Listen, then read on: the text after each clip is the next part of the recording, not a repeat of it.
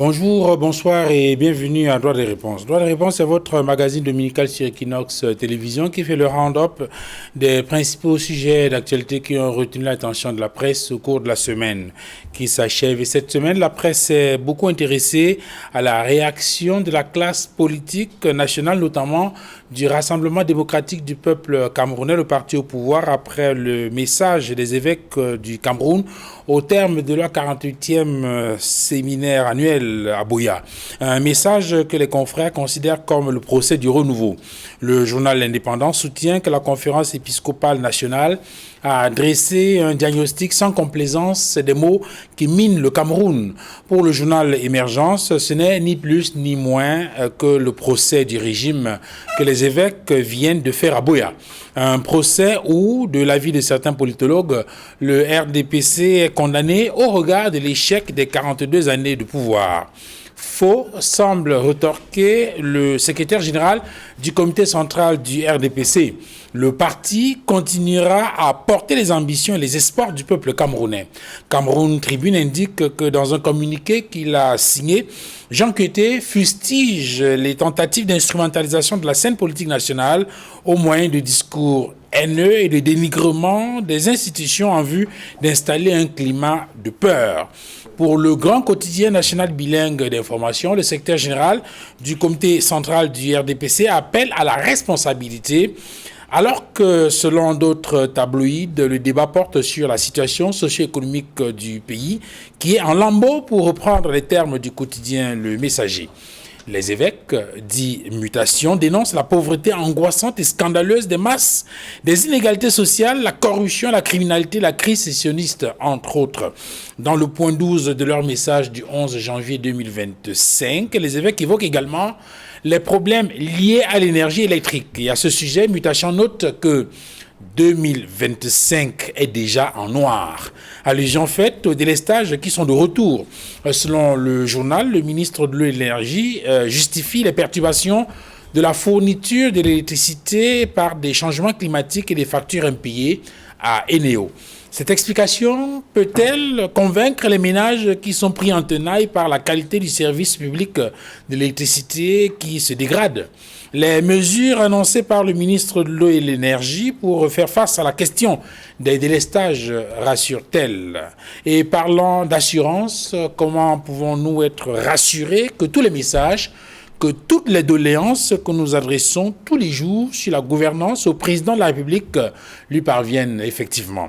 Comment être rassuré lorsqu'au cours d'un échange avec Patricia Tomaino Ndamdjouya, le leader de l'UDC, échange avec le chef d'État, le président de la République lui a avoué qu'il n'a pas connaissance de la proposition de modification du code électoral faite par la plateforme et portée à son attention depuis novembre 2021. Y aurait-il autour du chef de l'État des gens qui lui cacheraient des choses? Toutes ces questions et bien d'autres constitueront la toile de fond de cette émission de Droit des réponses de ce dimanche 19 janvier 2025. Convié sur le panel cette mi-journée, j'ai introduit tout d'abord Christian Massoma. Bonjour, bienvenue. Bonjour Duval, bonjour à tous les téléspectateurs de Droit de réponse.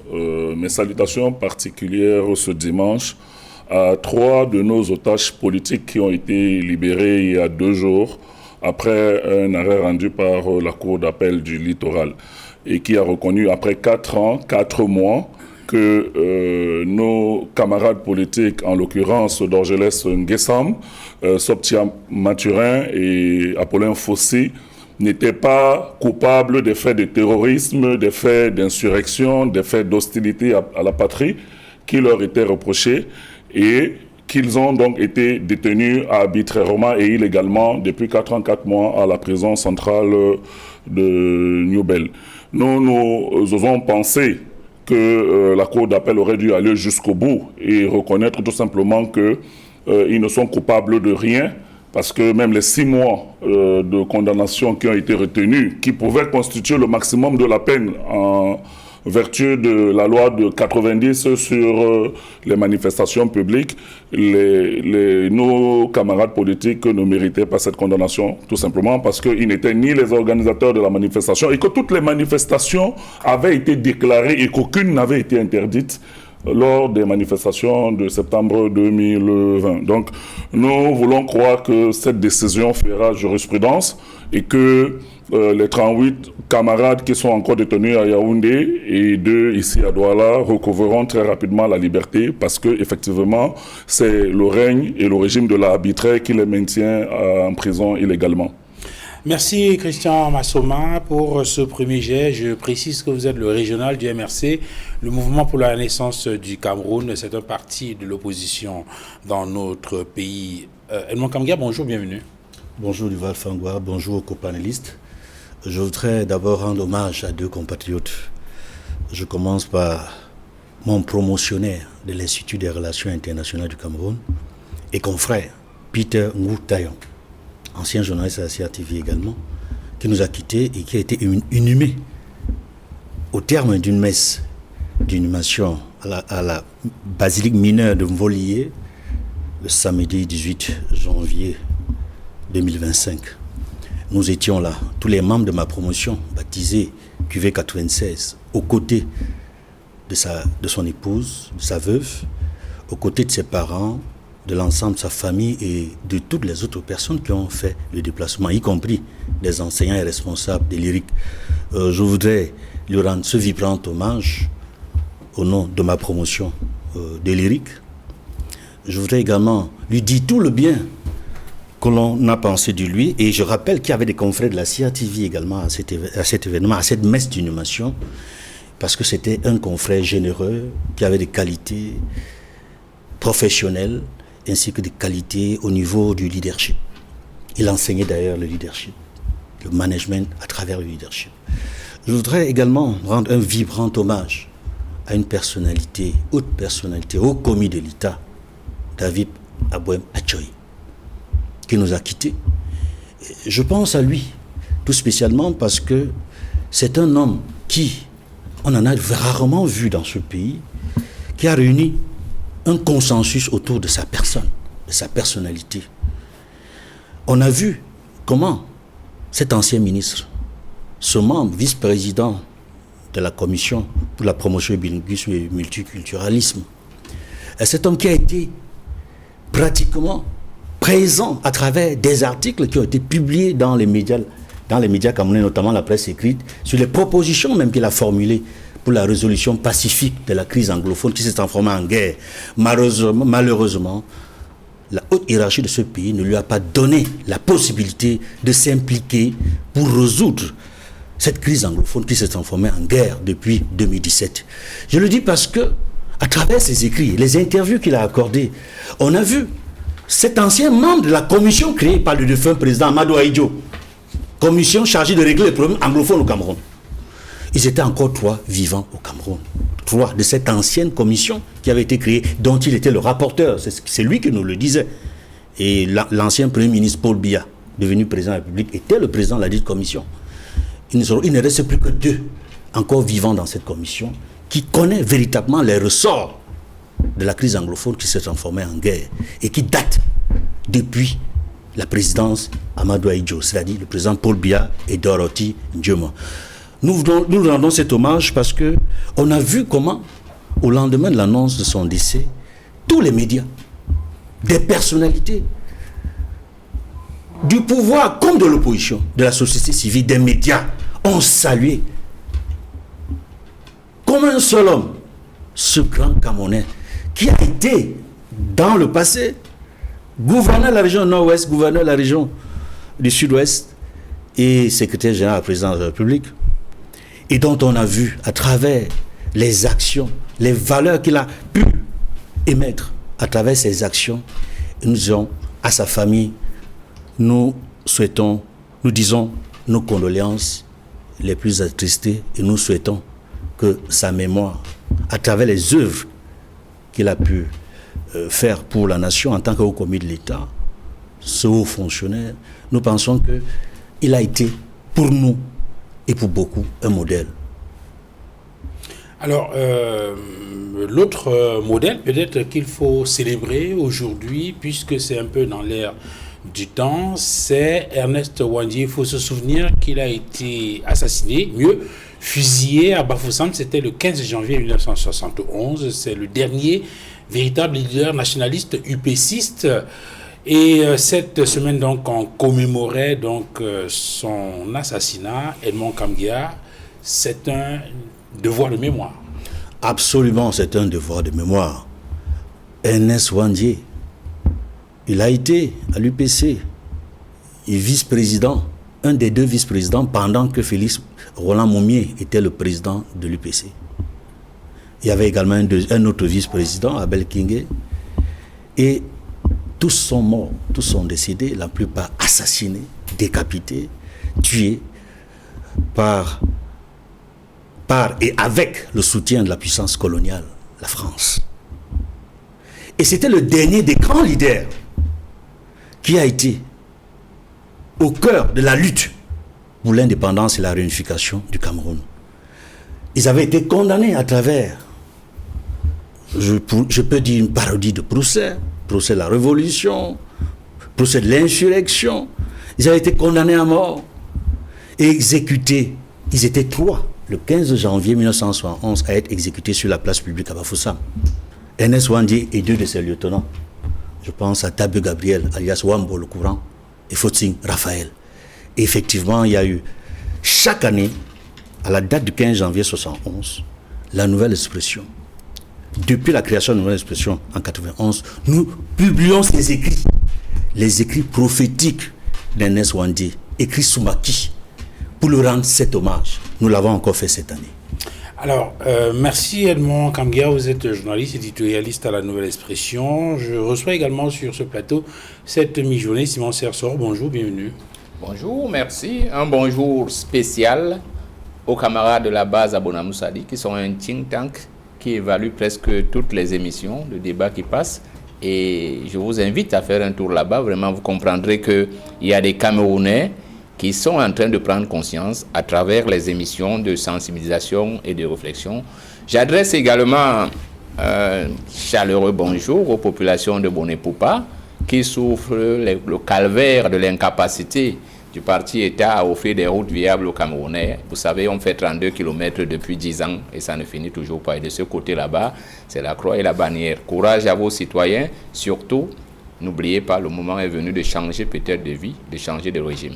Alors, le 15 janvier dernier, Simon Sersor, il me semble, sur les images que nous avons regardées sur Equinox Télévision, vous étiez bel et bien à Bafoussam aussi pour, comme certains leaders ou certains UPCistes, pour rendre hommage au camarade Émile, assassiné, fusillé à Bafoussam, justement ce 15 janvier 1971. L'Union des populations du Cameroun a fait ce qu'elle fait depuis bientôt une trentaine d'années.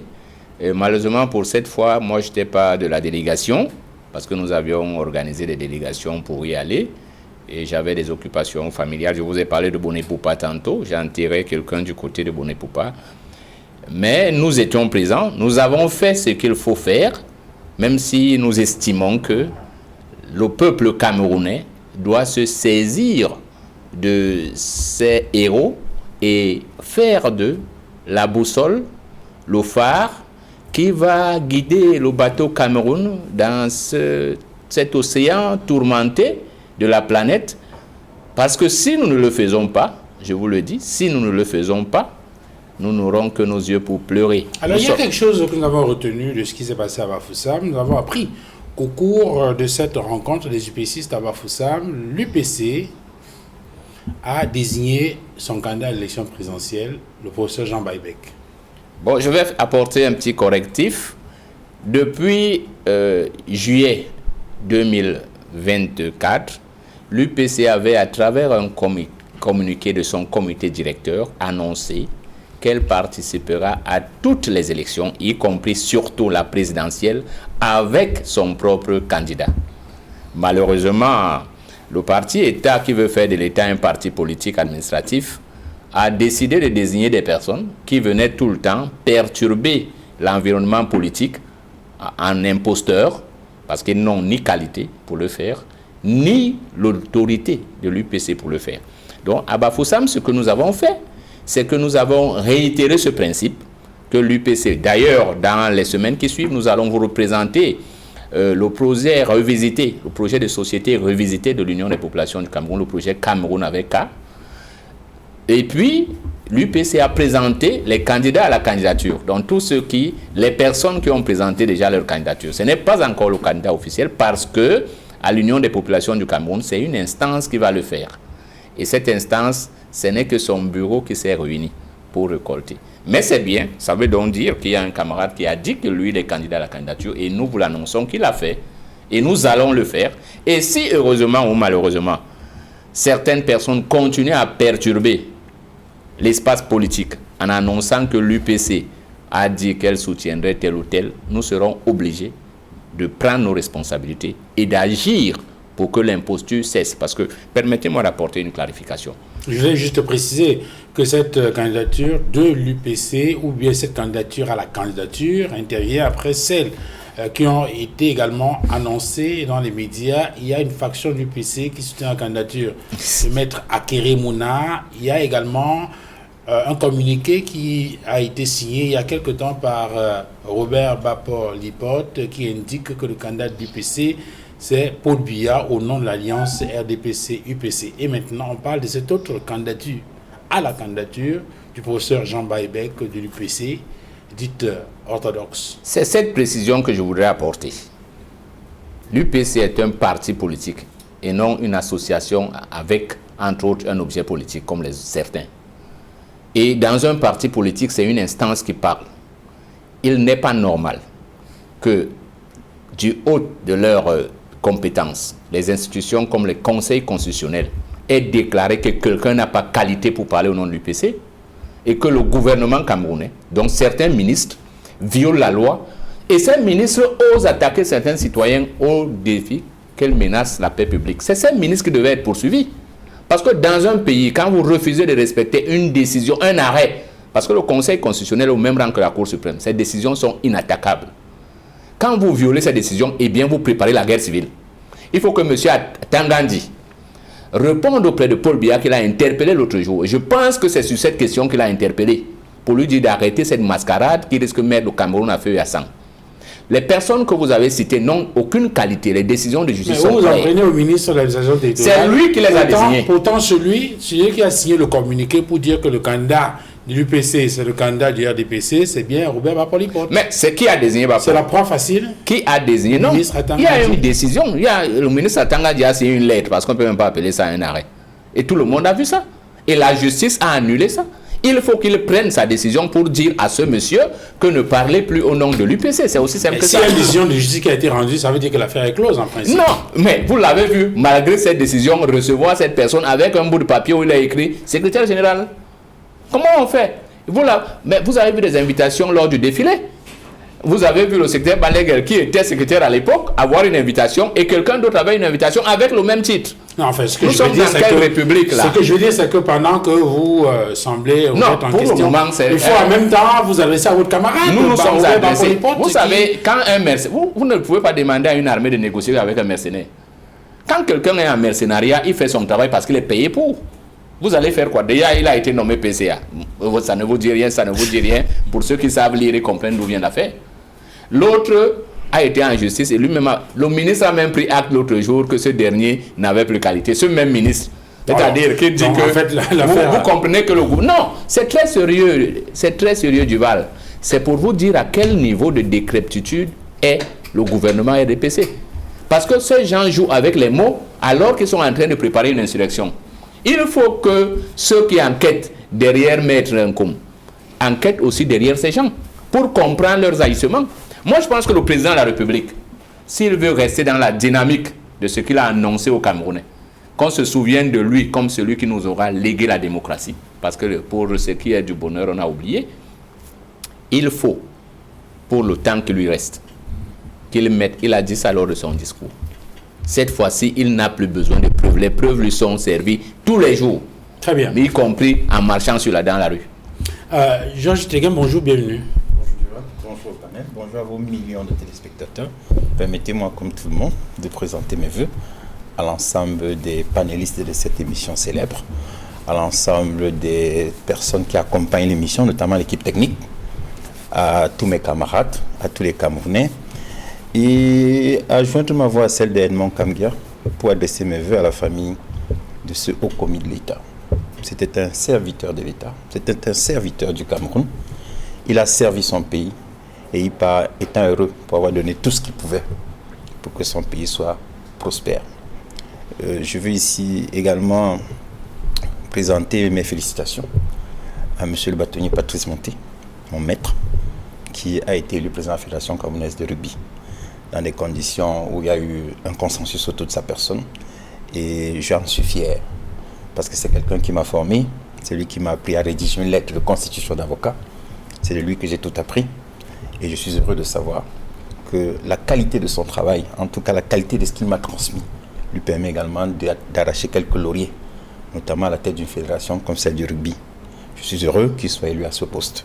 Et je suis content de dire parrain du courage. Oui, en dehors de ces qualités que vous avez vantées, il faut également dire qu'il est au four et au moulin en ce moment au niveau de l'ordre des avocats, puisqu'il fait partie, il me semble, du pool des anciens bâtonniers qui organisent la médiation pour un retour à la sérénité dans l'ordre des avocats après le ping-pong, on va dire, entre le bâtonnier et le président de l'Assemblée générale au sujet de l'organisation justement de l'Assemblée générale des avocats du Cameroun. Merci. C'est un bel hommage, Maître Georges Teguem. Merci également d'avoir accepté de participer. Parce que je vous dis que sans lui, je ne saurais pas écrire la constitution d'avocat. Mais permettez-moi de dire un mot, parce que j'ai entendu un truc, monsieur sort là. Il faut quand même lui dire que je ne comprends pas pourquoi vous cherchez la responsabilité ailleurs. Le présentateur a indiqué qu'il y a 3 personnes. Il y a quelqu'un qui a écrit pour dire qu'il soutenait le bâtonnier Akéré. Si j'ai bien compris, c'est ce que vous avez dit. Mais lui, il dit toujours que le ministre, le RDPC, et il conclut en disant qu'on a nommé quelqu'un PCA. Monsieur Sor, monsieur le président de la République ne distingue pas qu'un homme. Il y a au gouvernement des ministres FSNC, il y a au gouvernement des ministres ANDP, il y a au gouvernement des ministres UNDP, il y a au gouvernement des opposants. Le président de la République nomme les Camerounais qui sont capables d'apporter leur père. Ce n'est pas le sujet en débat, Georges Teguem. Là, je voudrais vous interpeller, c'est justement, puisqu'on parlait tout à l'heure de la présidentielle, ouais. Et je voudrais embrayer là-dessus pour avoir votre avis sur ce débat qui fait rage dans l'opinion, justement, au sujet de cette présidentielle-là. Il semble que le débat a été ouvert par les évêques. D'abord, certains évêques individuellement pris une petite personne. Puis, il y a ce message de la conférence épiscopale nationale au terme du séminaire organisé à Buea qui a fait un procès, je reprends là les termes de certains confrères, le procès du régime, le procès du renouveau. Et à la suite donc de cette sortie des évêques, il y a un communiqué de presse signé du secrétaire général du comité central du RDPC, Jean Kuté. Alors, je pose la question en me mettant à la place des téléspectateurs.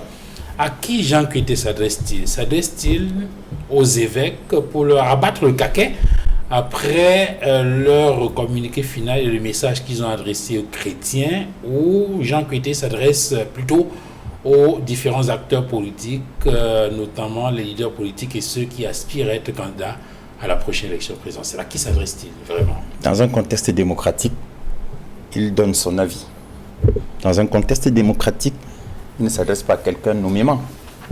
Dans un contexte démocratique où les gens se sont exprimés, il dit qu'il soutient le gouvernement, qu'il soutient M. le Président de la République. Là, on observe sur le plan politique national une fébrilité affolante des acteurs politiques et sociaux de tous bords qui se caractérisent par la recrudescence des discours haineux, diaboliques, mensongers. Aux acteurs de tous bords, c'est-à-dire pas quelqu'un de particulier. Vous voulez particulariser ce que je refuse. Il donne son avis en tant que secrétaire général d'un parti politique sur une question comme les évêques l'ont fait.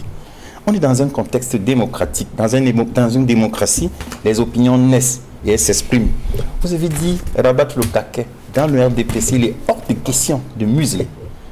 Il est hors de question de museler. Chacun dit ce qu'il veut. Les prêtres ou les évêques se sont exprimés. C'est leur droit. Parce qu'on est en démocratie. En démocratie, les opinions doivent naître et s'exprimer. Le RDPC soutient le gouvernement qui n'a rien fait pour aggraver le climat de tension créé par les propos extrêmement grave de certains évêques, ou alors d'un évêque. Parce que le RDPC soutient le gouvernement qui est en responsabilité. Ne fera rien, je dis bien rien, pour aggraver le climat de tension d'eux, et ne fera absolument rien pour empêcher que les opinions naissent. Cependant, il fera tout, parce qu'il a reçu le mandat du gouvernement des Camerounais, le RDPC en responsabilité, fera tout ce qu'il pourra pour que le diable ne s'empare pas du Cameroun. Donc il s'adresse à la fois aux acteurs politiques et aux évêques. Il s'adresse aux Camerounais, parmi lesquels il y a des hommes d'église. Mais quand il dit, il rappelle également, ce secrétaire général qui dit, il rappelle également le caractère laïque de l'État qui doit être préservé et consolidé, étant entendu que la laïcité a jusqu'ici... J'y arrivais lorsque vous m'avez interrompu. J'y arrivais. Parce que... Est-ce qu'il y a un problème de laïcité au Cameroun? Excusez-moi. L'État camerounais laïque. Lorsque les Camerounais confient le mandat à quelqu'un et qu'un évêque convoque un diable, c'est un problème pour la laïcité. Parce que je me souviens toujours des propos de cet archevêque de Lyon. Lorsqu'on a voté la loi sur le mariage pour tous en France, il a dit ceci, je le répète, je vais le dire plusieurs fois. Le mariage est l'union d'un homme et d'une femme. Lorsque le Parlement de la République se prend pour Dieu le Père, il perd la tête. Le mariage est l'union d'un homme et d'une femme. Lorsque le Parlement de la République se prend pour Dieu le Père, il perd la tête. Najat Vallaud-Belkacem, porte-parole du gouvernement, la République est attaquée. Notre démocratie est menacée. Nos valeurs sont déshumanisées. La France est un État laïque. La laïcité est menacée. Des combats que nous avons menés des années. Et oui, il est hors de question en France que lorsque la République, le Parlement s'est exprimé, la majorité s'est exprimée, qu'un évêque sorte pour dire que Dieu le Père, le Parlement de la République perd la tête. La France est un État majoritaire, avait dit le parti majoritaire à l'époque, la gauche française. C'est ça la laïcité.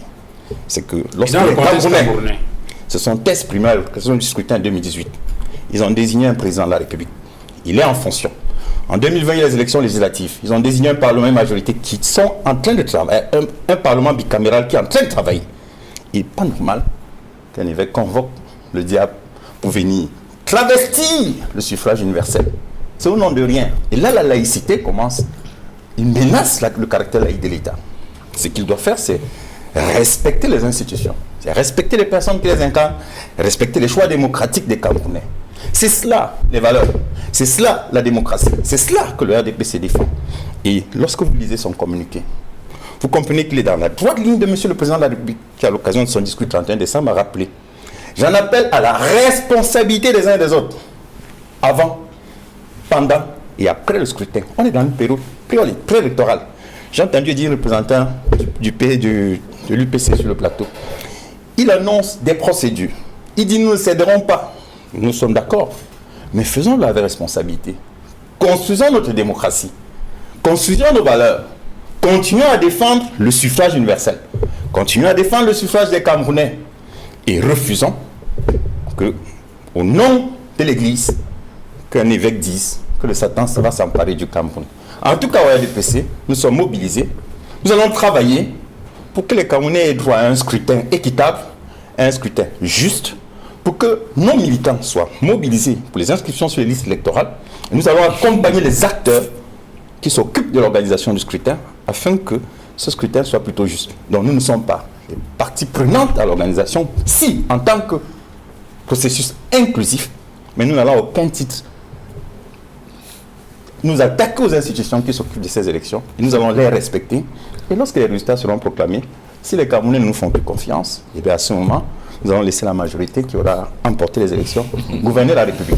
Est-ce que vous vous sentez visé au MRC, Christian Assouma, par cette sortie du secrétaire général du comité central du RDPC? Je ne peux pas dire que nous nous sentons visés, mais de toutes les façons, le secrétaire général du comité central du RDPC, sa sortie ne cadre pas avec l'idée que nous nous faisons de la démocratie.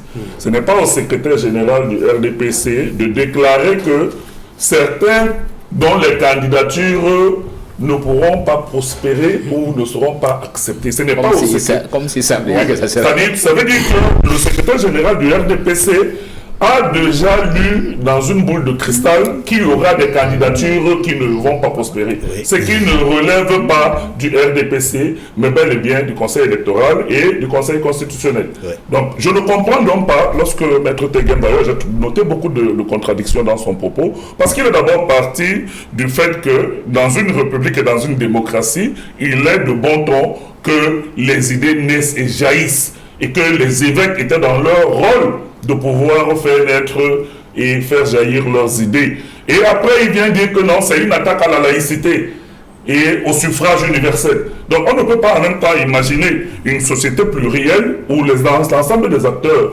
est appelé à se prononcer sur des questions relevant de la vie sociale et économique, politique de notre pays, et dire après que non, lorsque l'évêque s'est prononcé, il est en train de s'attaquer à la majorité du RDPC et au suffrage universel. Donc je ne partage pas cela. Ce que je veux dire, c'est que la sortie du secrétaire général du RDPC nous envoie un message sur l'état d'esprit qui caractérise désormais le RDPC. Ça veut dire que, oui, ça veut dire que ils ont déjà fait un schéma par rapport à l'élection présidentielle et dans leur laboratoire et cabinet noir, ils ont décidé qui sera candidat et qui ne sera pas candidat. Et nous allons continuer à marteler que nous nous défendrons jusqu'au bout pour que seule la loi triomphe, que seule la Constitution triomphe, et pas les élucubrations ou alors les fantasmes de quelques représentants du RDPC que ce soit. Et sur un des plateaux de Equinox TV, en l'occurrence Equinox ce soir, il y a justement un autre référent du RDPC, je ne vais pas citer son nom parce que je le trouve particulièrement pédant et arrogant, qui a dit que nous contrôlons le fichier électoral. Est-ce que c'est le rôle d'un parti politique de contrôler le fichier électoral? Donc vous comprenez dans quel état d'esprit nous faisons, c'est-à-dire une confusion totale entre les institutions de la République et le RDPC, parti-État, qui ne laisse pas que le jeu démocratique et l'ensemble des mécanismes qui sont définis par les lois qu'ils ont eux-mêmes votées puissent prévaloir sur leurs visées et leurs envies de se pérenniser au pouvoir. Donc, nous, cette sortie nous a beaucoup questionné, elle nous a interrogés et elle laisse transparaître malheureusement un état d'esprit et un climat social et politique qui ne s'annonce pas très serein à partir du moment où un acteur du processus électoral, fût-il parti au pouvoir, est capable de déceler bien avant le Conseil constitutionnel qui sera candidat ou qui ne sera pas candidat. Ça pose un problème cette sortie. Mais nous restons sereins et nous appelons les Camerounais à ne pas céder à la tentation et à ne pas céder à la provocation, je vais dire, que le RDPC essaie de nous servir. C'est pour ça que nous appelons nos compatriotes à continuer à se mobiliser massivement pour aller s'inscrire sur les listes électorales. 2025 ne sera pas 2018. Nous n'accepterons pas que le jeu électoral soit vicié et qu'il soit confisqué par des acteurs qui ne veulent pas d'élections crédibles, transparentes, justes et équitables, et que un acteur en particulier considère qu'il est le dépositaire de l'État et il est le propriétaire des institutions de la République. Non. Donc, la sortie des évêques alerte sur le climat qui prévaut dans notre pays, sur la misère ambiante. Et les évêques sont dans leur rôle. En 1990, ils avaient déjà fait une sortie où ils appelaient à l'époque le gouvernement à améliorer les conditions de vie des Camerounais. Et dans cette année jubilaire, ils ont repris pratiquement un certain nombre de préceptes qu'ils avaient déjà posés en 1990, en observant que tout ce qui avait été dit et tout ce que l'Église a toujours essayé de mettre en avant pour que notre pays sorte de l'ornière, rien n'est fait. Donc moi je ne pense même pas, comme vous avez dit, que c'est juste un procès du gouvernement. C'est un réquisitoire très violent contre ce gouvernement qui appauvrit les Camerounais, qui les prive de tout et qui les empêche, après les avoir privés de tout, de pouvoir exprimer leur indignation. Mais quelle est cette république? De quelle démocratie vous parlez, Maître Teguem? C'est une démocratie où vous confisquez tout, vous confisquez les richesses, vous appauvrissez les Camerounais et vous les empêchez même de pouvoir pleurer sur leur propre sort. Non, Ce n'est pas ça l'idée que nous nous faisons de la République. La République aussi est vecteur de justice sociale. Lorsque vous êtes dans une République, vous devez vous dire que vous ne pouvez pas vous accaparer de l'ensemble des richesses, de l'ensemble des leviers de pouvoir et brimer votre peuple en permanence en les empêchant de pouvoir manifester leur ras-le-bol et leur colère. Donc 2025 pour nous est une année cruciale et nous appelons une énième fois le président de la République qui a reconnu dans la sortie de Mme Toumaïno Ndamdjoya de l'UDC qu'il n'était même pas au courant que les acteurs politiques de l'opposition ont déposé un projet à son attention pour la révision consensuelle du code électoral. Donc cela traduit l'état d'esprit dans lequel nos institutions fonctionnent. On aura l'occasion de revenir là-dessus, voilà. C'est un sujet à l'ordre du jour. Edmond Kamgia, lorsqu'on revient, parce qu'il faut rappeler que cette sortie de Jean Kuité fait suite justement à l'agitation qu'il y a dans l'espace politique provoquée, pour certains, par la sortie d'abord des évêques, institut personnel, puis par le message de la conférence épiscopale nationale. Lorsqu'on regarde justement le message adressé par les évêques aux prêtres, aux personnes consacrées, aux fidèles laïcs, à tous les autres croyants, aux hommes politiques et à tous les hommes et femmes de bonne volonté, un message qui date du 11 janvier 2025, donc aux sorties de la 48e année du séminaire annuel. Il y a quand même un certain nombre d'éléments qui apparaissent. D'ailleurs, les évêques citent abondamment le président de la République, revenant même sur son discours du 31 décembre dernier, et les mots qu'il a soulignés. Il parle par exemple de la question de la corruption, il parle par exemple de la pression fiscale, les compatriotes sont asphyxiés par la pression fiscale, il parle des difficultés liées à l'état des infrastructures routières. Bref, il y a tout un ensemble d'éléments qui apparaissent là et qui donnent le sentiment, effectivement, c'est l'une des conclusions qu'ils font, que les Camerounais sont mal et qu'il faut penser, n'est-ce pas, à un changement de paradigme. Alors, lorsqu'on regarde tout cela, et on analyse également la sortie du chef d'État, ses interventions, les questions qu'il pose très souvent dans ses discours aux Camerounais ou aux membres du gouvernement, est-ce qu'il n'y a pas finalement un problème lié au casting des personnalités que le président de la République choisit pour l'accompagner dans sa mission? Oui, avant de répondre à cette question, je voudrais également dire que j'ai noté une des contradictions qui a été remarquée tout à l'heure dans le discours, dans la réaction de Maître Georges Teghem. Parce qu'il reproche à un des évêques camerounais d'invoquer le diable dans son homélie. Et ce que lui, il fait par la suite, c'est qu'il diabolise l'évêque qui a invoqué le diable dans une homélie. Et paradoxalement, il dit que le Cameroun, c'est un État où on respecte, où il y a la démocratie, où il y a la liberté d'expression. Donc c'est une contradiction étrange pour un partisan de la démocratie, de la République exemplaire en construction. Je tenais à insister, parce que j'insiste simplement sur cette contradiction-là, qu'il faut noter avec force. Maintenant, sur la question que vous posez, problème de casting. Est-ce qu'il y a pas un problème avec ces ministres que le président choisit? Je lisais l'analyse d'un politologue qui indiquait que lorsqu'on regarde le gouvernement de la République, on a le sentiment à un moment donné qu'il y a un certain nombre de ministres qui se distinguent par leur zèle et que ce serait un zèle qui cacherait une sorte d'incompétence. Ils sont en train de s'agiter là où on attend qu'ils aient des résultats probants sur un certain nombre de missions que leur confie le chef d'État. D'abord, je voudrais dire que le communiqué, comme le message que les évêques adressent au peuple de Dieu qui est au Cameroun, est un véritable diagnostic sur la situation dramatique, situation sociale, sociopolitique dramatique du Cameroun. Et ils l'ont dit dans leur communiqué.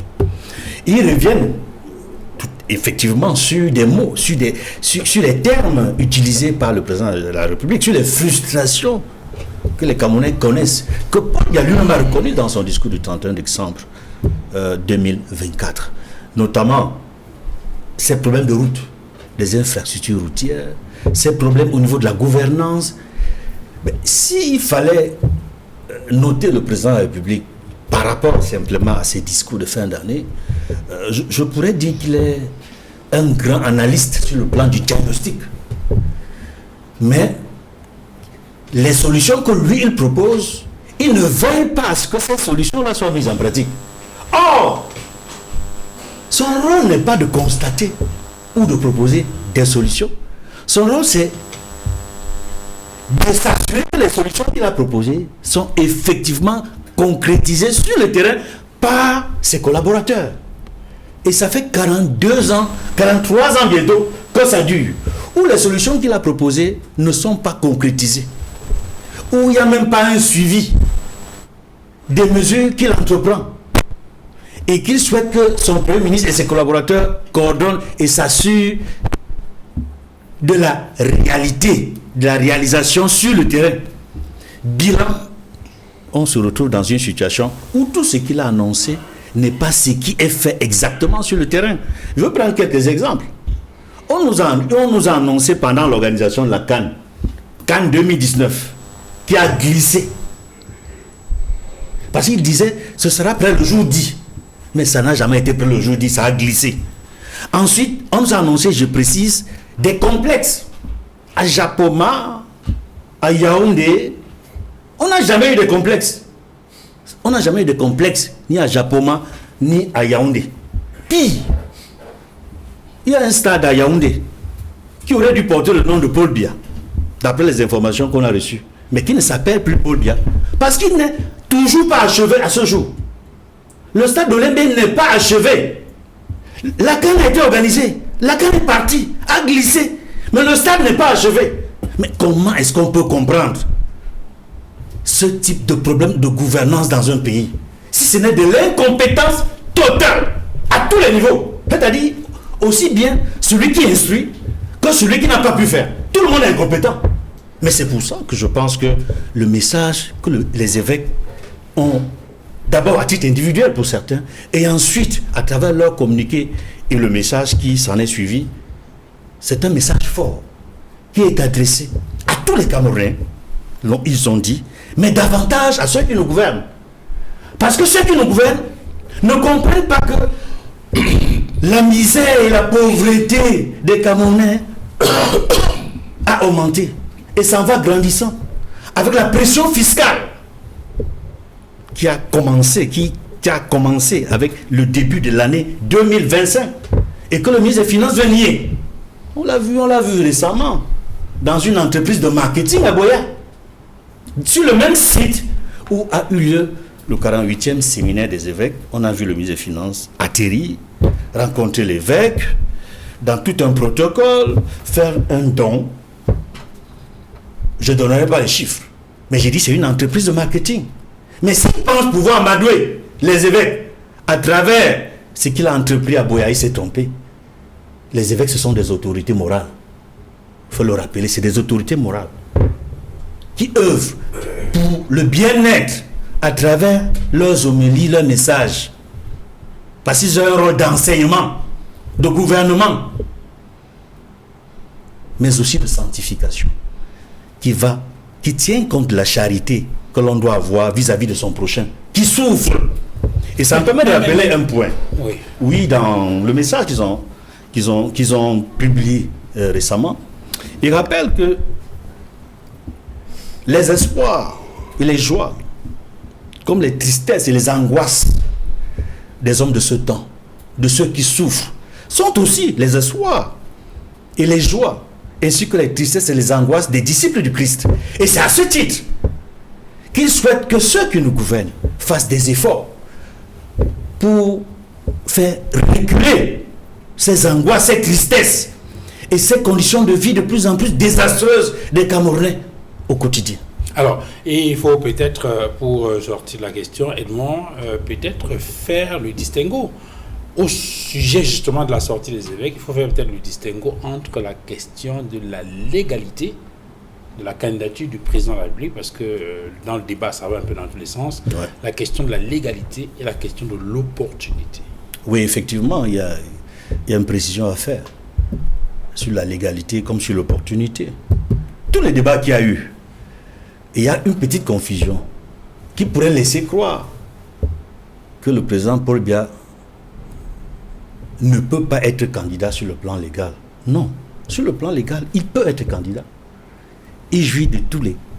Actuellement, je dis, sur le plan légal, il remplit toutes les conditions. Si la légalité. Peut-être. Je dis sur le plan de la légalité. La santé demande un bulletin sanitaire.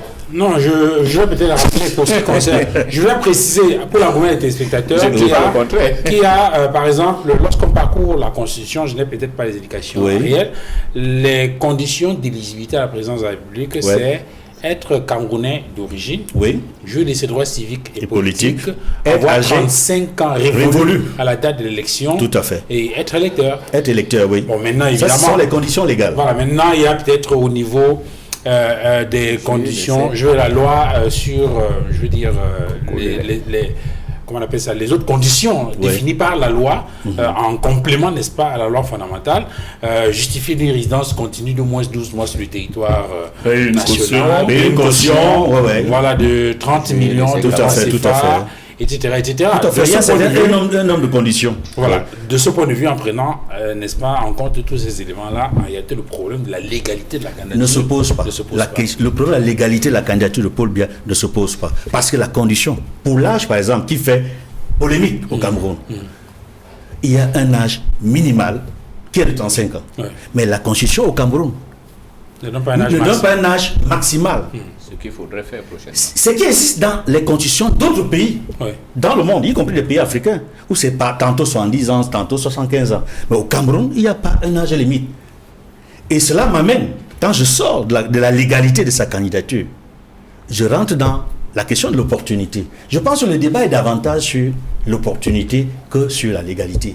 Opportunité parce que, et je reviens sur le message, sur les réactions des premiers évêques. Il y a au moins 4 évêques qui ont fait des messages, des réactions pendant l'homélie de Noël, où pour les uns, il fallait que les fidèles prennent leurs responsabilités historiques, ou pour les autres, quel est ce pays qu'on va gouverner quand on aura écrasé tout le monde dans le Moulinex. Et pour l'archevêque de Douala, en passant, il trouvait pas du tout réaliste que le président de la République présente encore sa candidature. Là, c'est sur les questions d'opportunité, pas sur les questions de légalité. Question d'opportunité parce qu'à un certain âge, on se dit, on n'a plus toute sa force, on n'a plus toute sa lucidité, on n'a plus tout cet enthousiasme, toute cette jeunesse que l'on avait auparavant et qui nous permettait d'être suffisamment forts, disponibles. Et peut-être la mémoire. Pour mener à bien, n'est-ce pas, la mission qui nous a été confiée à la tête de l'État. C'est davantage une question d'opportunité. Et si je devais faire une analogie par rapport au code de droit canonique, c'est-à-dire dans l'église, quand l'évêque ou l'archevêque a 75 ans, il dépose sa démission. Il écrit ou pas. Le jour de ses 75 ans, il remet sa démission. Libre maintenant au pape de le garder pour 2 ou 3 ans ou pour quelques années, le temps de lui trouver un successeur, qui est en général un évêque coadjuteur ou un archevêque coadjuteur, c'est-à-dire l'évêque qui vient remplacer celui qui est prêt à partir, parce qu'il a déjà 75 ans. L'âge est limité dans l'Église catholique. Mais dans notre constitution, il n'y a pas un âge qui empêche un candidat de continuer ou d'être candidat à un certain âge. Et c'est, je dois le dire, c'est regrettable, parce que je pense que quand on a le souci de laisser quelque chose à la postérité, on souhaite le faire, s'assurer que c'est fait, quand on a toutes ces dispositions pour le faire. Et je dois dire une chose pour terminer.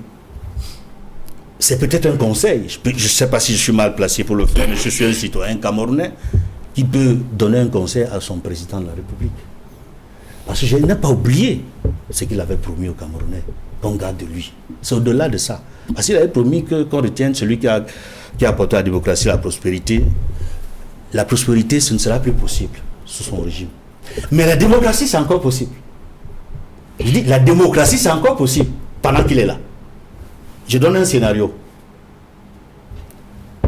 L'hypothèse que je prends, Au regard de tout ce qui s'est passé, des sorties médiatiques, des évêques, des citoyens, de l'opposition, de la société civile, Paul Biya décide de ne pas être candidat. Je suis dans cette hypothèse. Il décide, à son âge, je ne serai pas candidat. Et ce qu'il entreprend, il s'assure que les élections qui vont être organisées seront les élections les plus démocratiques, transparentes, libres, régulières. Pendant qu'il est encore là, il s'assure que l'ECAM va faire son travail, que l'ECAM ne va pas violer ou tripatouiller le fichier électoral. Et il s'assure que le Conseil constitutionnel va proclamer vainqueur celui qui a effectivement gagné les élections, qu'il soit du pouvoir ou de l'opposition. En fait, il se met au-dessus, dans un rôle d'arbitre, pour s'assurer que sa sortie de scène sera la meilleure qui soit. Je pense que dans ce scénario, Paul Biya entrera dans l'histoire comme celui qui a apporté la démocratie au Cameroun. Alors, Simon Serge Sor, est-ce que le problème aussi, ce n'est pas ceux que le président de la République choisit, qui l'entourent, qui sont autour de lui, qui doivent exécuter la politique qu'il définit? Est-ce qu'il n'a pas plus des administratifs, ou bien est-ce qu'il n'a pas plus de politique que des administratifs autour de lui? Est-ce qu'il n'y a pas un point de casting du chef de l'État? On a remarqué, lorsqu'il a pris le pouvoir, je crois que certains se sont amusés à faire les statistiques sur les réseaux sociaux. Lorsqu'il a pris le pouvoir, il multipliait les conseils ministériels. Mais au fur et à mesure que le temps passait, il y avait de moins en moins de conseils ministériels. Est-ce que le président n'est pas finalement coincé par la qualité des personnes qu'il désigne, qui autour de lui n'arrivent pas à apporter les résultats qu'il attend par rapport à la politique qu'il définit? Donc les hommes ont péché parce que Dieu avait choisi les mauvais anges. Vous savez, arrêtons de continuer à penser que tous les Camerounais sont bêtes, naïfs, indolents, incapables de travailler, incompétents, comme on veut les faire croire. Non. Tout ce qui arrive au Cameroun, c'est le chef de l'État. La constitution camerounaise, les gens ne veulent pas souvent le dire. Le gouvernement est le président de la République et le gouvernement. Au Cameroun, ce n'est pas seulement, le gouvernement n'agit pas seul. Donc Paul Biya a choisi les gens pour faire exactement ce qu'ils font. La mission de ce régime qui avait été mis à la place de ce que l'UPC avait proposé, avec les autres patriotes, même sans eux, ils auraient pu le faire. Parce que soyez idiots, on avait voulu commencer à le faire. Le régime n'est pas fait pour le bien-être des Camerounais. Il faut qu'on enlève ça à la tête. C'est pour ça qu'ils ont les théories fausses du genre de subvention au carburant. Ce régime, le système mis en place, est un prolongement de la colonisation. Son objectif, vous voulez, je vous fais une caricature, on doit ressembler à Mayotte ou à la Nouvelle-Calédonie. Voilà ce qui est pensé pour les systèmes africains. Même quand ils ont leur propre chef d'État comme Biya. L'objectif, ce n'est pas que le Cameroun soit un pays où le peuple vit bien, non. Le Cameroun doit finir comme Mayotte ou la Nouvelle-Calédonie. C'est-à-dire un pays où ceux qui nous ont colonisés sont là, décident, font ce qu'ils font et exploitent, quitte à ce qu'un jour le peuple camerounais disparaisse. Voilà le schéma. Tant qu'on n'a pas décidé de sortir de là, les gens gesticulent pour rien. Certains brillants comme Tegem, souvent, ils parlent d'une chose, mais en réalité, comme leur parti ne fonctionne pas comme un parti pour leur expliquer la vraie chose, ils pensent que ça va arriver. Je vais aller bout. Ce n'est pas la faute de celui qui gouverne. Si vous travaillez mal ici, mais vous avez quand même le DG va vous chasser. Vous avez quand même dans ce gouvernement, Simon Serge, on voit qu'il y a certains ministres quand même qui s'illustrent par des actes, par un certain nombre de choses. Donnez-moi un exemple. Mais en même temps, vous avez en face des ministres qui sont dans l'agitation, qui sont dans le buzz, qui sont vous savez, ça comment, un ministre ne se juge pas s'il sort souvent pour distribuer le riz, on ne sait pas où il le prend, ou alors l'autre c'était. Le travail d'un ministre se voit sur la vie de la population, point. Et au Cameroun, il n'y a aucun secteur où la population camerounaise peut être satisfaite en 42 ans de régime Paul Biya ou en 60 combien d'années UNCRDPC. L'éducation a foutu le camp, la santé a foutu le camp, les routes se délabrent, le transport a disparu. Les quelques embryons d'industrie qu'on a voulu créer sur l'impulsion des nationalistes camerounais à travers les plans quinquennaux ont disparu. Les quelques établissements scolaires dignes de former des bons ingénieurs au Cameroun ont été privatisés. Le peu d'activités agricoles qu'on a voulu entreprendre pour l'autosuffisance alimentaire du Cameroun a été vendu. La Midevive et autres, sous Paul Biya et ses acolytes. Aujourd'hui, on a payé un peuple affamé qui quémande du riz. alors qu'il mangeait et vendait la nourriture aux autres. Vous voulez quoi pour discuter? Paul Biya lui-même a fait ce constat. Donc si on veut accuser les gens de diaboliser, on commence par eux-mêmes.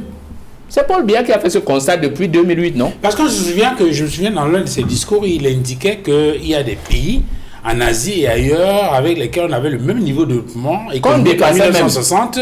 Et il posait la question justement... Il pose la question à qui? Sur le plan de l'énergie. Moi, je vous prends un cas simple. Sur le plan de l'énergie. Paul Biya est Premier ministre chargé de l'énergie. Niad est directeur. Le Cameroun a sorti son atlas énergétique. Le Cameroun a besoin d'à peu près 1000 gigawatts, donc 1 million. Actuellement, on était en 82. Le besoin avancé pour 2000 était de 8000 à 13 000. Le potentiel du Cameroun est de 40 000 gigas. Et on avait fait des études, on a fini, on a dit ce qu'on va faire. En mettant seulement en exploitation les barrages qui existent avec leurs complémentaires, c'est-à-dire EDA 2 dans le site d'EDA, Songloulou 2 dans le site de Songloulou. Le Cameroun produit 14 000 gigas, c'est-à-dire 14 millions. On a un besoin de 8 000. Qu'est-ce qui empêche d'ouvrir ça? On n'a pas besoin d'ingénieurs pour ça. Ils avaient décidé de ne pas le faire. Je ne dis pas l'anecdote qui avait circulé dans cette réunion. Ils ont décidé de ne pas le faire. Aujourd'hui, le prix du courant qui était censé descendre à 35 francs, à 35 est maintenant à 80 dans certains ménages parce que dès que tu tapes ton compteur, on te signale que tu as dépassé 100 watts, 100 kilowatts. Donc il faut arrêter ça. Je dis c'est systémique et eux-mêmes ne peuvent pas sortir de là. Moi je prends le cas des évêques. Vous savez, les sociétés, les missions religieuses, là, leur mission était la colonisation. Il faut arrêter cette théorie diable-Dieu. Il n'y a pas un monde où Dieu et le diable se battent. Ça n'existe pas. Ce sont des théories construites pour entretenir le calme spirituel dans les cultures. Maintenant, chaque peuple peut faire sa religion. Ces missions officielles-là, leur mission était coloniale. Aujourd'hui, ils sortent parce qu'ils sentent que leur propre mission est menacée par la paupérisation de la population. C'est pour ça qu'ils sortent contre Paul Biya. Paul Biya était un fils du séminaire, non? Paul Biya était un fils des catholiques, non? Alors, comment peut-il... Le pape a brûlé le baptême à un de ses enfants, je crois. Oui. Hein? Nous sommes le seul pays que le pape a visité 2 fois en Afrique, si j'ai bonne mémoire. Donc, arrêtons de jouer avec le peuple camerounais. Ce que moi je dis, je vais sortir par là. Si nous voulons éviter ce que les gens ont dit, ceux qui sont fébriles et diaboliques là, ce sont les gens du gouvernement. Vous ne pouvez pas voir, l'UPC a déjà fini sa cartographie électorale. La loi est claire, les élections sont publiées dès le dépouillement. C'est écrit, rendu public. Donc, dites à votre ministre, tout à fait. S'il menace encore les Camerounais, c'est lui qui veut la guerre civile. Si nous allons publier les résultats au plus tard, je dis bien au plus tard, 24 heures après la clôture. On aura tous les résultats, ils seront publics. Parce que la loi, article je crois 133, est claire. Bureau de vote par bureau de vote, ça sort. Si ça ne sort pas, c'est une fraude. Donc arrêtez de menacer les Camerounais. Et c'est la dernière fois que cela se passe dans ce pays. Parce que Paul Biya l'a répété en ciblant dans son discours. Là, vous aussi, vous menacez les gens. Non, Paul Biya l'a dit. Réalisez son discours, il a dit ça. Que ça ne se fera plus comme avant. Et il a précisé que les responsabilités dont vous parlez, il s'agit de quelles? Il parle de ceux qui sont en responsabilité. Il a dit que chacun prenne ses responsabilités. Donc, Elekam, on lui a dit que quand on a publié bureau de vote de Equinox, tel a gagné, c'est public. Parce qu'on dit même qu'on affiche ça au bureau. Oui, et comment les bureaux qui sont affichés, vous allez dire qu'on attend? Sauf que tout le monde sait, comme dans le football, que ce résultat n'est pas officiel. Là, on est d'accord. Mais c'est le résultat sonné des urnes doit être public. Si quelqu'un a une contestation, s'il a une peine, il fait un recours et on voit. Donc les résultats seront publics et nous on a gagné. L'UPC aura son candidat et l'UPC est déjà sûr. Nous sommes sûrs parce que nous savons que le contexte actuel a tout essayé. Les Camerounais ont tout essayé. Paul Biya, on avait couru pour l'applaudir quand il est arrivé au pouvoir parce qu'on se sentait libéré de la répression et du poids du néocolonialisme. On l'a même accompagné. Les âmes de bonne volonté l'ont accompagné. Il s'est fait entourer pour maintenir de manière systémique une corruption qu'on ne peut plus déloger, une incapacité. Lui-même a dit, le Cameroun fonctionne maintenant sur la force d'inertie.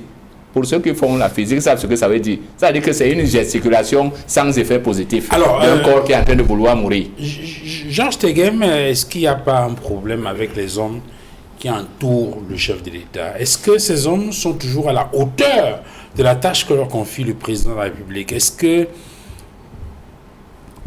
n'y a pas un zèle dans la gouvernance de certains ministres qui cacheraient plutôt leur incompétence? Un gouvernement est un ensemble de personnes qui travaillent avait forcément des imperfections. D'ailleurs, dans son discours de fin d'année, il a relevé. Il a dit dans le domaine, il y a des observations qui ont été faites. Il a donné des domaines dans lesquels il entendait des sons qui n'étaient pas bons.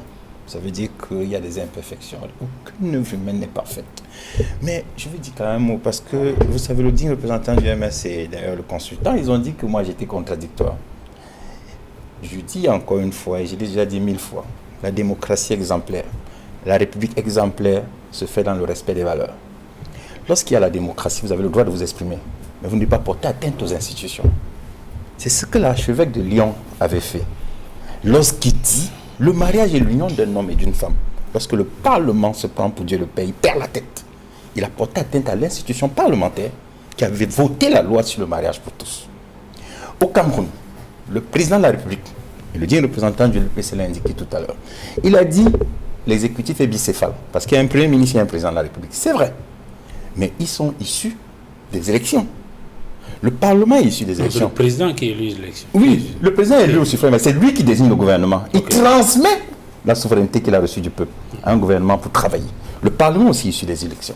Lorsqu'un évêque, dans la démocratie, s'exprime, il a le droit de s'exprimer. Convoquer le dialogue pour se substituer aux institutions.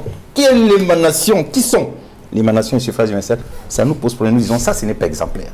C'est ça. Si nous sommes laïcs, ça ne pose pas problème. Nous, Pour nous, au RDPC, nous soutenons la construction. Non, nous soutenons. Excusez-moi, je crois que j'ai la parole. Nous soutenons la construction d'une république des valeurs et des règles. Les règles, c'est quand. Voilà le dit représentant du PC. Il dit, jusqu'à viser les articles du code électoral, que voilà ce que la règle dit. J'ai entendu le consultant. Voici ce que la règle dit en ce qui concerne l'élection du président de la République. Il regrette qu'il y ait des insuffisances. Mais il y a la règle. La première règle, c'est qu'on respecte les institutions qui sont l'émanation du suffrage universel. Donc, un évêque a le droit de s'exprimer. Mais il y a une limite. Lorsqu'il porte atteinte au suffrage, on dit que ce n'est plus la République exemplaire, ce n'est plus la construction de la démocratie exemplaire, et nous mettons des barrières. En reconnaissant son droit. Maintenant, vous avez dit tout à l'heure, le consultant de la République... Vous appelez ça au premier degré.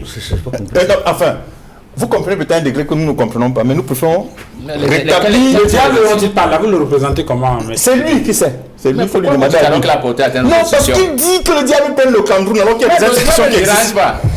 Bon, le RDPC que je représente, monsieur le diable, le nouveau candidat. Le RDPC que je représente sur ce plateau donnera tout pour que le diable ne prenne pas le pouvoir. Qui est le diable? C'est vous qui avez donné un nom. Si c'est le diable qui sera le candidat. Nous, on ne le connaît pas. Si c'est le diable qui sera le candidat. C'est-à-dire que vous connaissez le diable. Non. Parce que moi, je ne le connais pas. Moi, je pense que c'est le nom d'un candidat du Parti populaire de la République. Son président, c'est M. Diable. C'est pourtant mon temps de parole. Oui, mais parce que c'est lui. Non, c'est lui. Moi, je veux comprendre. Je ne comprends pas. Excusez-moi. Je réponds à quelqu'un, pas à vous. Si le journaliste estime qu'il peut avoir un tête-à-tête avec lui, il vient ici m'expliquer ce qu'il entend par un diable s'empare des institutions qui sont déjà l'émanation du suffrage universel. Là, il viendra m'expliquer. Et dans ce cas, je vais dire, vous avez bien fait d'expliquer aux téléspectateurs pour qu'on comprenne bien que vous étiez en train de parler à un degré que nous ne comprenions pas. Il vous a donné un mandat pour le représenter. Oui. Bon, vous expliquez votre temps de parole tout à l'heure. C'est mon temps de parole. C'est mon temps de parole pour l'instant. Vous l'avez dit au candidat. Je vais continuer sur le chef d'État, sur le casting. J'ai entendu, vous avez dit, et le consultant l'a relevé, j'étais un peu étonné. Lorsque vous dites que le chef de l'État désigne des collaborateurs qui ne font pas ce qu'il a fait. Moi, j'ai entendu le discours du 10 février il y a quelques années. Il a annoncé les universités de Garoua, Ebolova et Bertois. Ça a été implémenté par le ministre de l'Enseignement supérieur, M. Mizeta. Ça existe, ça fonctionne, c'est une réalité. Est-ce que vous ne le savez pas? Il a annoncé la couverture santé universelle. Ça a commencé à être implémenté, vrai au fond. Où? La couverture santé universelle. Ça a commencé à être implémenté. Vous savez, je vais vous dire une chose. Monsieur Massoma, rencontrer un dialysé, vous lui demandez combien il paye par an. Ça, c'est depuis bien avant. Il va vous dire ce qu'il paye. Et vous lui demandez comment il a fait. C'est la couverture santé qui a réglé le problème de dialyse. Et vous savez combien de personnes n'arrivent pas, à faute d'appareil, à être dialysées dans ce pays? Vous savez, excusez-moi, c'est mon temps de parole. Moi, je suis allé moi-même à l'hôpital Ténon. Rendre visite à des malades du dialyse que le gouvernement dépensait pour envoyer à l'étranger. Vous savez l'économie que ça a rapporté au Cameroun? Vous savez où on a réorienté cette économie? On a mis en place les centres de santé, notamment les hôpitaux régionaux. Vous voyez ce que ça fait? À Bafoussam, c'est inauguré. À Garoua, c'est inauguré. À Maroua, c'est inauguré. Sauf que les gouvernants vont se soigner ailleurs. Est-ce que c'est encore mon temps de parole? Je crois. Vous dites qu'ils se soignent ailleurs. Oui. Il y a 4 ministres qui sont décédés. Je pense que parmi les 4, 3 sont morts à l'hôpital général de Yaoundé. Et un à l'hôpital de la c'est un CNTS. qui va, c'est beaucoup. Vous dites donc que les gens se soignent Ils se soignent ailleurs. J'ai envie, même. cher monsieur, Même c'est le pas mon président. temps de parole. Même le président. J'ai envie de vous indiquer. C'est mon temps de parole. J'ai envie de vous indiquer, cher monsieur. Vous avez dit tout à l'heure le bulletin de santé. Le bulletin de santé est confidentiel. C'est-à-dire que quelqu'un peut choisir de ne pas rendre public son bulletin de santé. Un, deux. Mais on va nous dire Deux. Moi, j'habite ici à Equinox. Je peux choisir d'avoir mon médecin à Yassa. Vous n'avez pas à me dire. Je peux même choisir moi, que le médecin qui me soigne est à Darwa. Si c'est mon droit. Si c'est vous qui payez. Oui, c'est mon droit de me soigner. Mais si c'est le pays qui paye, c'est pas tolérable. Lorsque vous êtes en situation de responsabilité, même de l'entreprise Equinox, je passe sur le compte des gens qui travaillent ici. Oui. Quand ils sont malades, l'entreprise est prise en charge. Pour les soigner où? Où l'entreprise a choisi les soigner. Voilà, là où l'entreprise a choisi. Donc, lorsque vous attendez, monsieur Soro, vous demandez du gouvernement de produire des résultats. Vous employez des gens qui servent la République. Oui. Ils sont au quotidien au travail. Vous les critiquez tous les jours. Lorsqu'ils sont malades, ils doivent être soignés. Vous trouvez cela normal? Ils n'ont pas la capacité de soigner dans leur pays. Alors, c'est encore mon temps de parole, mais c'est la question que je pose. Vous désimaginez les conditions. Vous déshumanisez. Vous déshumanisez. Vous n'avez pas la parole, votre tour de parole. Allez-y. Vous déshumanisez les conditions de travail des gens simplement parce qu'ils servent la République. Et puis, je vais terminer sur la question. Parce qu'il a dit tout à l'heure, vous avez dit tout à l'heure que le président de la République... Non, vous n'arrêtez pas de m'interrompre, s'il vous plaît. Ah, c'est mon temps de parole. Je ne vous ai pas interrompu. Je veux dire une chose. Vous avez dit tout à l'heure qu'il y avait des conseils des ministres qui ont été réduits. C'est un choix. Le président de la République l'a fait exprès, il a dit. En 1987, il a pris la parole. Je désire que les ministres que je nomme soient plus que par le passé responsables. Je parle ici sous le contrôle du consultant Emmanuel. Vous suivez la radio au journal de 20h sur le transistor. On vous disait qu'un arrêté du président de la République portant nomination des proviseurs, c'est lui qui a dit « je ne veux plus ça ». Il a décentralisé, on n'a pas décentralisé, déconcentré. Et il a estimé que non, on ne peut pas tout concentrer entre les mains de M. le Président de la République. Et il a donné les responsabilités aux ministres qui prennent des décisions. C'est ce qu'il avait dit, et c'est su. Donc, il a dit, même dans un entretien dans un journal, que c'est le Premier ministre qui implémente l'action. Le président de la République pense, il transpose, il implémente. Il dit, je sais de quoi je parle pour avoir été Premier ministre, chef du gouvernement. Donc, dire que les décisions se prennent à la présidence de la République, c'est centraliser. Au moment où on a un chef de l'État qui fait confiance à ses ministres, qui leur transfère les compétences et leur dit, prenez des décisions, prenez des initiatives. Et on le voit tous les jours. Beaucoup de ministres, justement, sont critiqués parce qu'ils prennent des initiatives. Sur la sortie des évêques, sur le message des évêques, quelle est votre analyse là-dessus? Les évêques, c'est la démocratie. Moi, je n'ai pas un problème lorsque la démocratie s'exprime. Est-ce qu'on trouve pertinent le diagnostic qui a été fait? Oh, écoutez, pour moi, quand on est en démocratie, les gens peuvent s'exprimer. Maintenant, dans leurs observations, il y a des choses qui méritent une attention. Alors, l'une des choses qui mérite l'attention, justement, Georges Teghem, c'est le point 12 dans le message des évêques. Dans son discours, ce sont les évêques qui le disent. Oui, c'est vrai. Dans son discours prononcé le 31 décembre 2024, le président de la République a abordé les enjeux sécuritaires, économiques, infrastructurels et de gouvernance. Il a reconnu les frustrations liées à l'état des routes et des infrastructures urbaines, au problème de manque d'eau potable, sans oublier ceux liés à l'énergie. Et au sujet de l'énergie, j'ai ce communiqué du ministre de l'énergie, Gaston Ilundu-Essomba, qui informe le public que le réseau interconnecté Sud connaît actuellement des perturbations dans la fourniture en énergie électrique. Ces perturbations sont en partie dues à une baisse de production de l'ordre de 70 MW dans les centrales hydroélectriques de Sonlou et des DIA. En cause, le faible remplissage des barrages réservoirs pendant la saison des pluies 2024 qui a entraîné un déficit hydrologique de plus de 2 milliards de mètres cubes comparé à l'année 2023. Par ailleurs, le débit interannuel communément observé pendant la période d'étiage qui contribue à renflouer le volume d'eau dans les barrages affiche une baisse inédite de 50%. Et ça, j'ai souligné en gras. Pour ce qui est de la centrale hydroélectrique de Memveleux, située sur le fleuve Ntem, qui ne dispose pas encore d'un barrage de retenue en amont, la production est passée de 200 MW en novembre à 35 MW actuellement, du fait d'un étiage particulièrement sévère. Cette situation hydrologique défavorable découle des changements climatiques dont le monde entier est victime. En outre, L'arrêt de production des centrales thermiques de Kribi et d'Ibamba depuis septembre 2024 aggrave ces déficits. Face à cette situation, le gouvernement, en collaboration avec les acteurs du secteur, a pris les mesures suivantes pour atténuer ces perturbations et garantir un retour à la normale dans les meilleurs délais. Premièrement, l'optimisation des centrales de production existantes en sollicitant la mise à disposition de leur pleine capacité. Deuxièmement, le renforcement de l'approvisionnement en combustible des centrales thermiques du réseau interconnecté Sud. Troisièmement, la mise à contribution des industries via le réaménagement de leurs plages de consommation et leur effacement pendant les périodes de forte demande. Du reste, sous la houlette du gouvernement, les négociations se poursuivent en vue du règlement de la dette de la société Eneo envers les fournisseurs dans les sociétés KPDC, TPDC.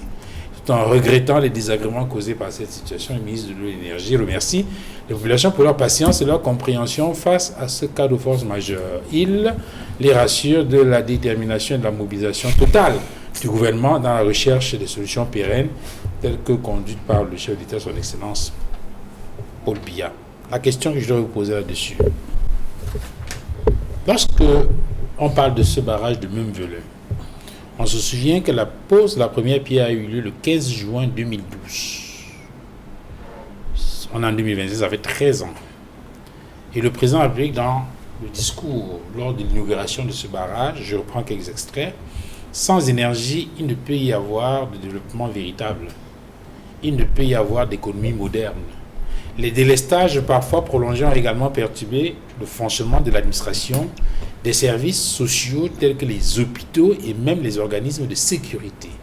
Certes, disait le chef de l'État au cours de cette cérémonie, ces interruptions de courant électrique n'ont hélas pas disparu, mais l'espoir apparaît enfin de doter notre pays d'une fourniture d'énergie à la mesure de ses besoins. Aujourd'hui, c'est une nouvelle phase de notre développement hydroélectrique qui commence, ou plutôt qui recommence. Et ce dernier paragraphe, dans quelques années, c'est le chef d'État qui le dit, et nous sommes le 15 juin 2012, on verra se dresser ici un barrage alimentant une centrale d'environ 200 MW qui permettra de renforcer en énergie le réseau interconnecté sud et d'approvisionner le futur complexe industrialo-portuaire de Kribi, la région du Sud, et peut-être nos voisins, s'ils en expriment le besoin.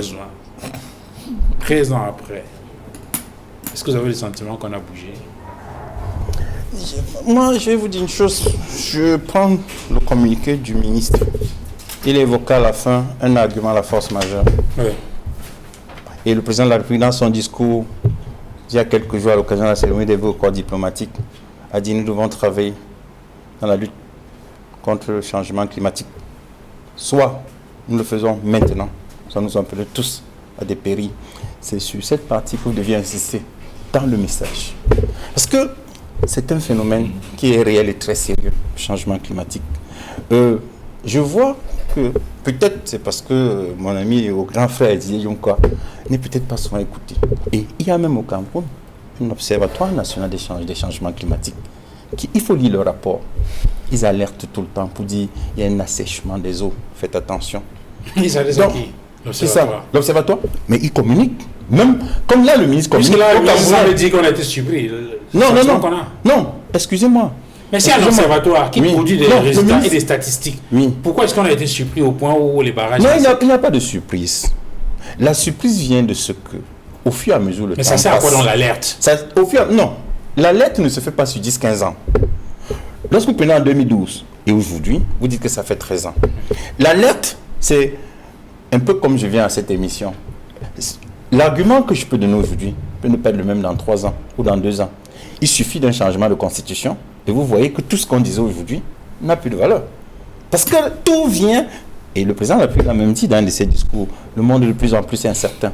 Le secrétaire général du comité central, si vous lisez son communiqué, parce que moi, je souligne les partis comme ça. Nous évoluons dans un monde de plus en plus incertain, je le souligne. Lorsqu'on évoque les changements climatiques, moi je souligne. Quand moi je dis, c'est ça que moi je souligne.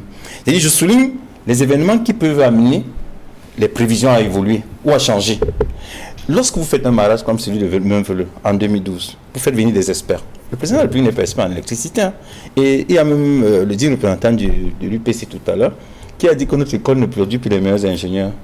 Alors que même les consultants, même vous savez que l'école camerounaise au niveau mondial et l'une des écoles qui produit les meilleurs techniciens, puisque nous avons les nôtres qui travaillent dans des grandes sociétés dans le monde.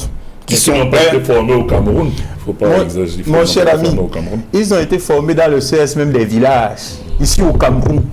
Des villages, c'est-à-dire que vous voyez quelqu'un, il a fait le CS de Konjo. Et c'est là-bas qu'il a acquis l'expertise. Vous croyez, monsieur, l'école c'est la base. Et c'est pas à moi de vous le dire, vous le savez pour avoir été à l'école. Et vous-même, vous savez, vous avez été formé à l'école. Quand vous êtes mal formé, vous êtes formé à l'université de Douala, vous êtes mal formé. Si vous êtes mal formé, dites-le à la télévision. Vous savez qui a créé l'université de Douala? Vous savez comment on a créé l'université de Douala là? Moi, je le sais mieux que vous. Bon, voilà. Et bon, maintenant, quand vous le savez, vous dites que l'école Cameroun ne forme pas bien. Je vous entends, vous êtes très bien. Non, ne sortons pas du débat. Donc, restez sur la qualité. La question, Georges. Oui. En dehors de la question des changements climatiques évoquée comme cause, je crois qu'il parle aussi de la dette envers l'Union. Non, ça, j'attendais que vous me posiez cette question. Parce qu'effectivement, il y a ce problème. Bon, ça, il a dit qu'il y a une question, une dette que l'État doit payer envers l'Union. Je pense que j'ai suivi il y a quelque temps le ministre des Finances qui, dans une communication, indiquait qu'ils sont en train de travailler pour apurer la dette et qu'ils avaient payé, je crois, 100 milliards de dollars, 100 milliards de francs il y a quelques mois. Et d'ici quelques mois, il a dit qu'il est en train de travailler pour apurer la dette. Une dette, c'est comme tout le monde, même l'État endetté. C'est comme tout, même l'État endetté, sachez-le. Et l'État peut avoir des difficultés à payer ses dettes, comme tout le monde. Mais simplement, l'État étant crédible, mobilise les fonds pour payer ses dettes. Et effectivement, je pense qu'il faut faire confiance à M. le ministre des Finances qui est en train de travailler pour apurer ses dettes. Sur le reste, lorsqu'il a mis le mot force majeure, lorsqu'il a mis le mot changement climatique, pour moi, ce sont des explications qui tiennent parce que la force majeure est un événement imprévisible, irrésistible, impossible, vous ne pouvez pas l'arrêter. Alors, je donne la parole à Christian Massouma. Christian, la question de l'énergie électrique dans notre pays est une question majeure. Le président l'a dit dans plusieurs de ses discours. D'ailleurs, je suis en train de parler là de 2012. Et il faut rappeler également qu'au cours de la campagne électorale, le lancement de la campagne électorale à Marois en 2011, le chef d'État a évoqué la question de l'énergie électrique. Ça revient pratiquement dans tous ses discours. Et au quotidien, on observe très bien que même dans les ménages, on a du mal à avoir d'énergie électrique. Est-ce que finalement c'est une malédiction? On ne peut pas avoir d'énergie électrique dans ce pays au point, je vais dire de façon suffisante pour couvrir non seulement les ménages, mais permettre aux entreprises de fonctionner. Vous êtes au MRC et vous êtes un parti qui aspire à gouverner. De votre point de vue, comment est-ce que le MRC peut s'attaquer à la question du déficit énergétique dans ce pays? Non, avant d'arriver sur ce que nous pouvons proposer, je voudrais d'abord revenir sur un certain nombre de choses en rapport avec les investissements colossaux qui ont été réalisés dans ce pays pour pouvoir doter les Camerounais de l'énergie électrique et permettre à notre tissu industriel de véritablement décoller.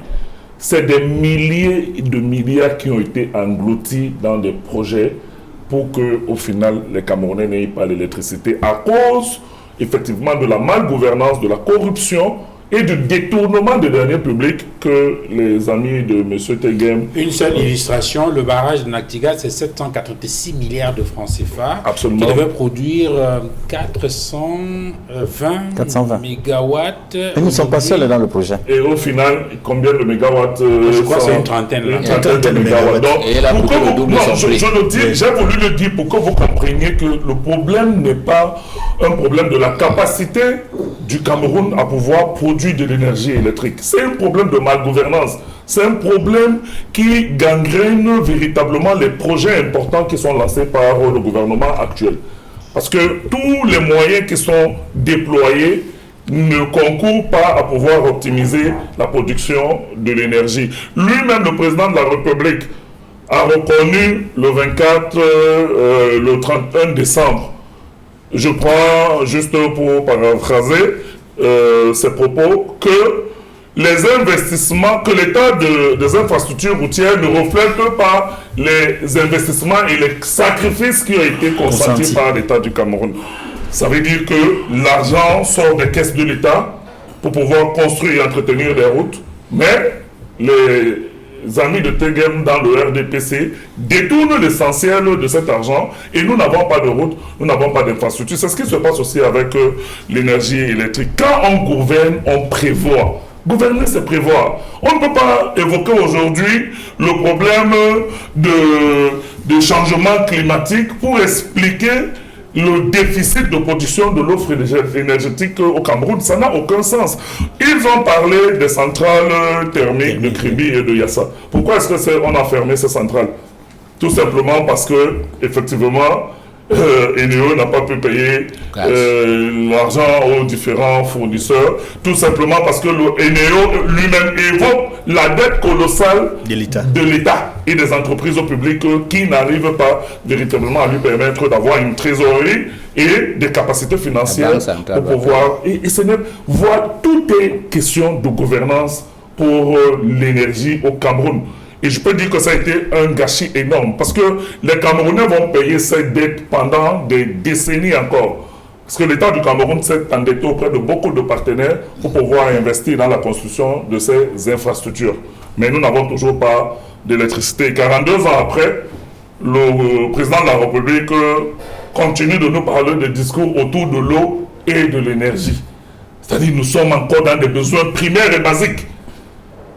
Après 42 ans de pouvoir, nous n'avons même pas pu avoir le minimum pour exister. Donc, ce que nous nous proposons au MRC, et nous l'avons dit, le président national du MRC a fait un certain nombre de sorties par rapport à cela, c'est de sortir de plus en plus de la dépendance hydraulique pour essayer de promouvoir les énergies alternatives. Parce qu'aujourd'hui, quand vous regardez un certain nombre de pays comme le Sénégal, et quand vous regardez la constitution des parcs éoliennes au Sénégal et ce qu'on a comme offre énergétique sur la base des parcs qui ont été construits, vous comprenez qu'on ne peut pas continuer à se focaliser sur les barrages hydrauliques comme EDA, comme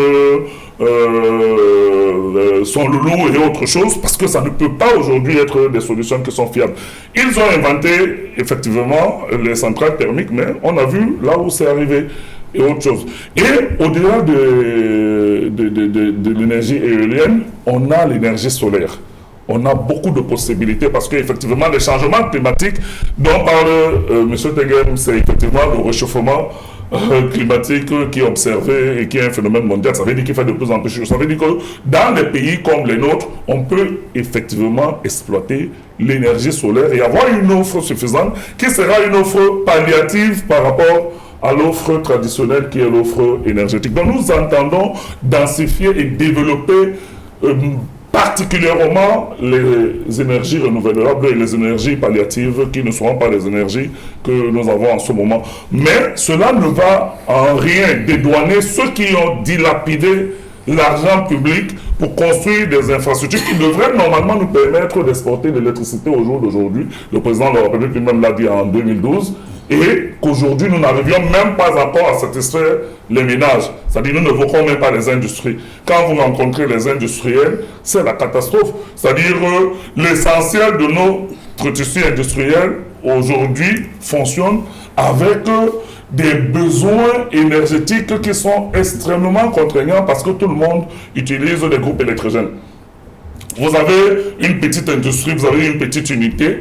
Au lieu que vous soyez alimenté normalement par la fourniture électrique normale et basique pour que vous ayez une production à la hauteur des provisions et des attentes, vous êtes obligé d'investir dans le gasoil pour alimenter votre groupe électrogène à longueur de journée. Et toutes ces petites industries tournent essentiellement avec des groupes électrogènes, ce qui grève les coûts de production et ce qui ne permet pas véritablement à ces industries de pouvoir se développer. Donc, il y a une responsabilité, et la seule responsabilité, c'est celle du gouvernement de la République, c'est celle du président de la République qui n'a pas pu produire et qui n'a pas pu donner aux Camerounais l'électricité et l'énergie dont on avait besoin pour pouvoir faire décoller ce pays. Et nous allons remédier à cela. Et vous allez comprendre que quand on gère un projet sur la base d'une évaluation, sur la base d'une projection et sur la base des résultats.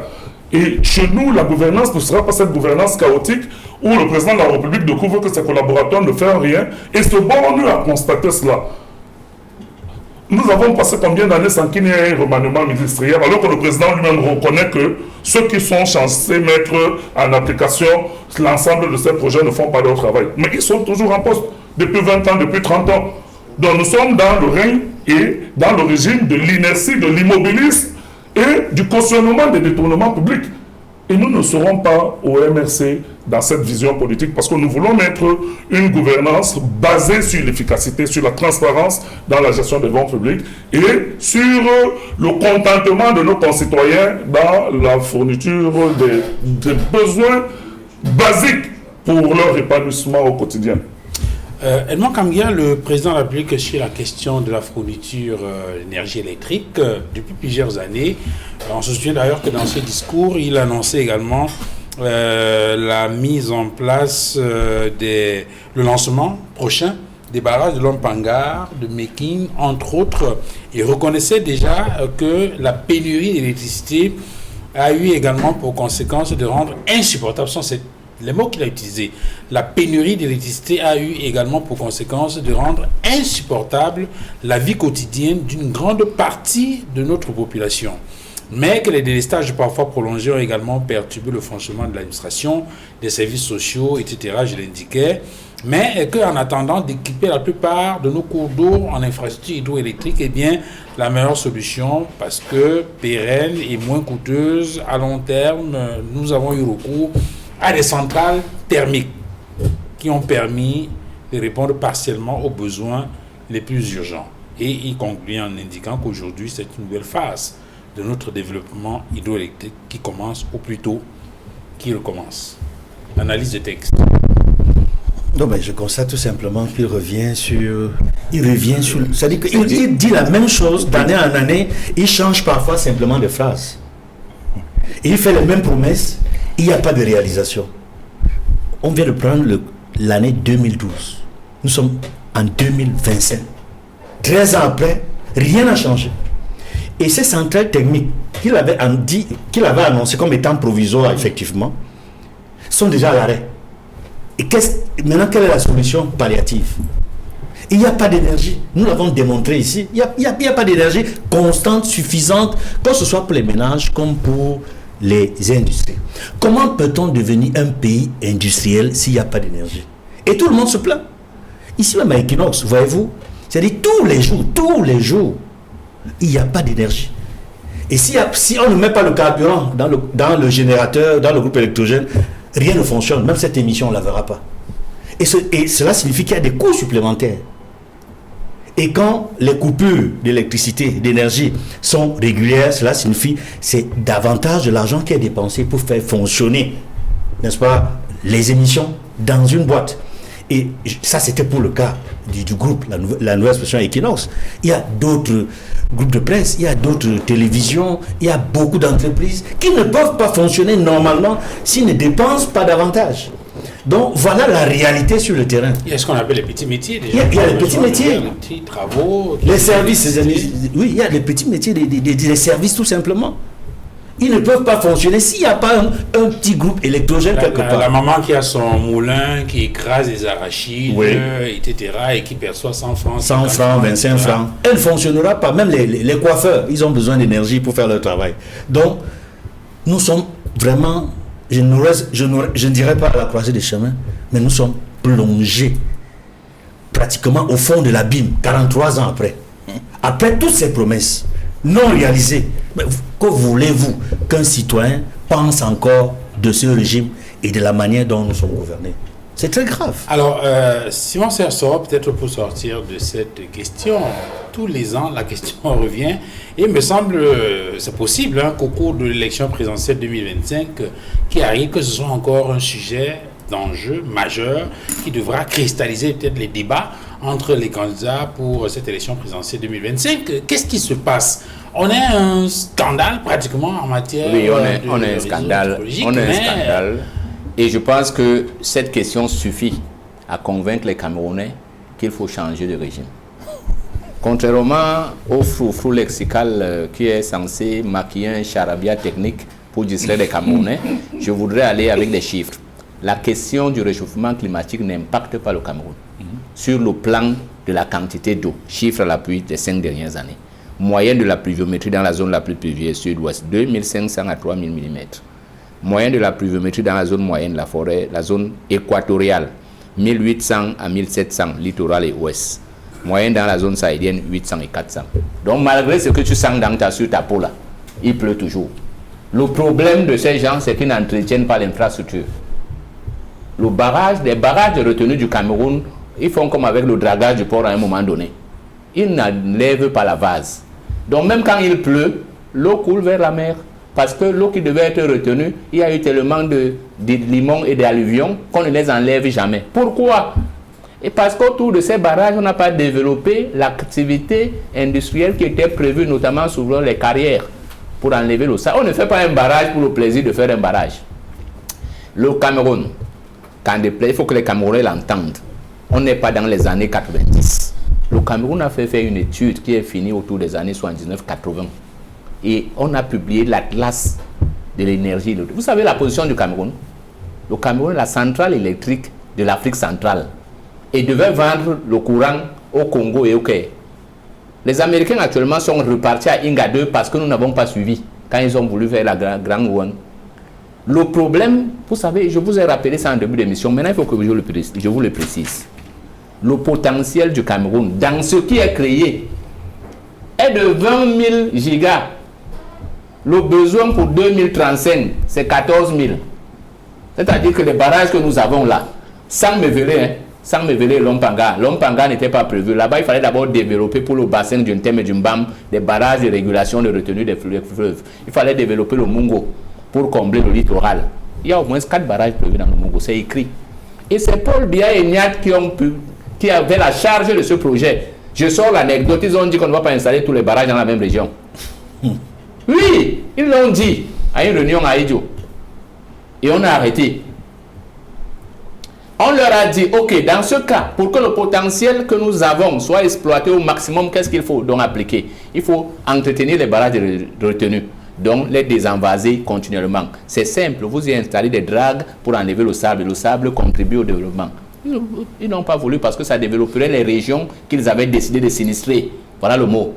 Maintenant, pour ce qui est de là, en fait, c'est des gens qui sont installés dans la spoliation des Camerounais. Vous savez, c'est clair. Pourquoi vous riez? Je vous dis chiffre à l'appui. Le courant électrique est censé coûter au maximum en 2035 25 francs aux Camerounais. On devait descendre. Et ils ne font que augmenter.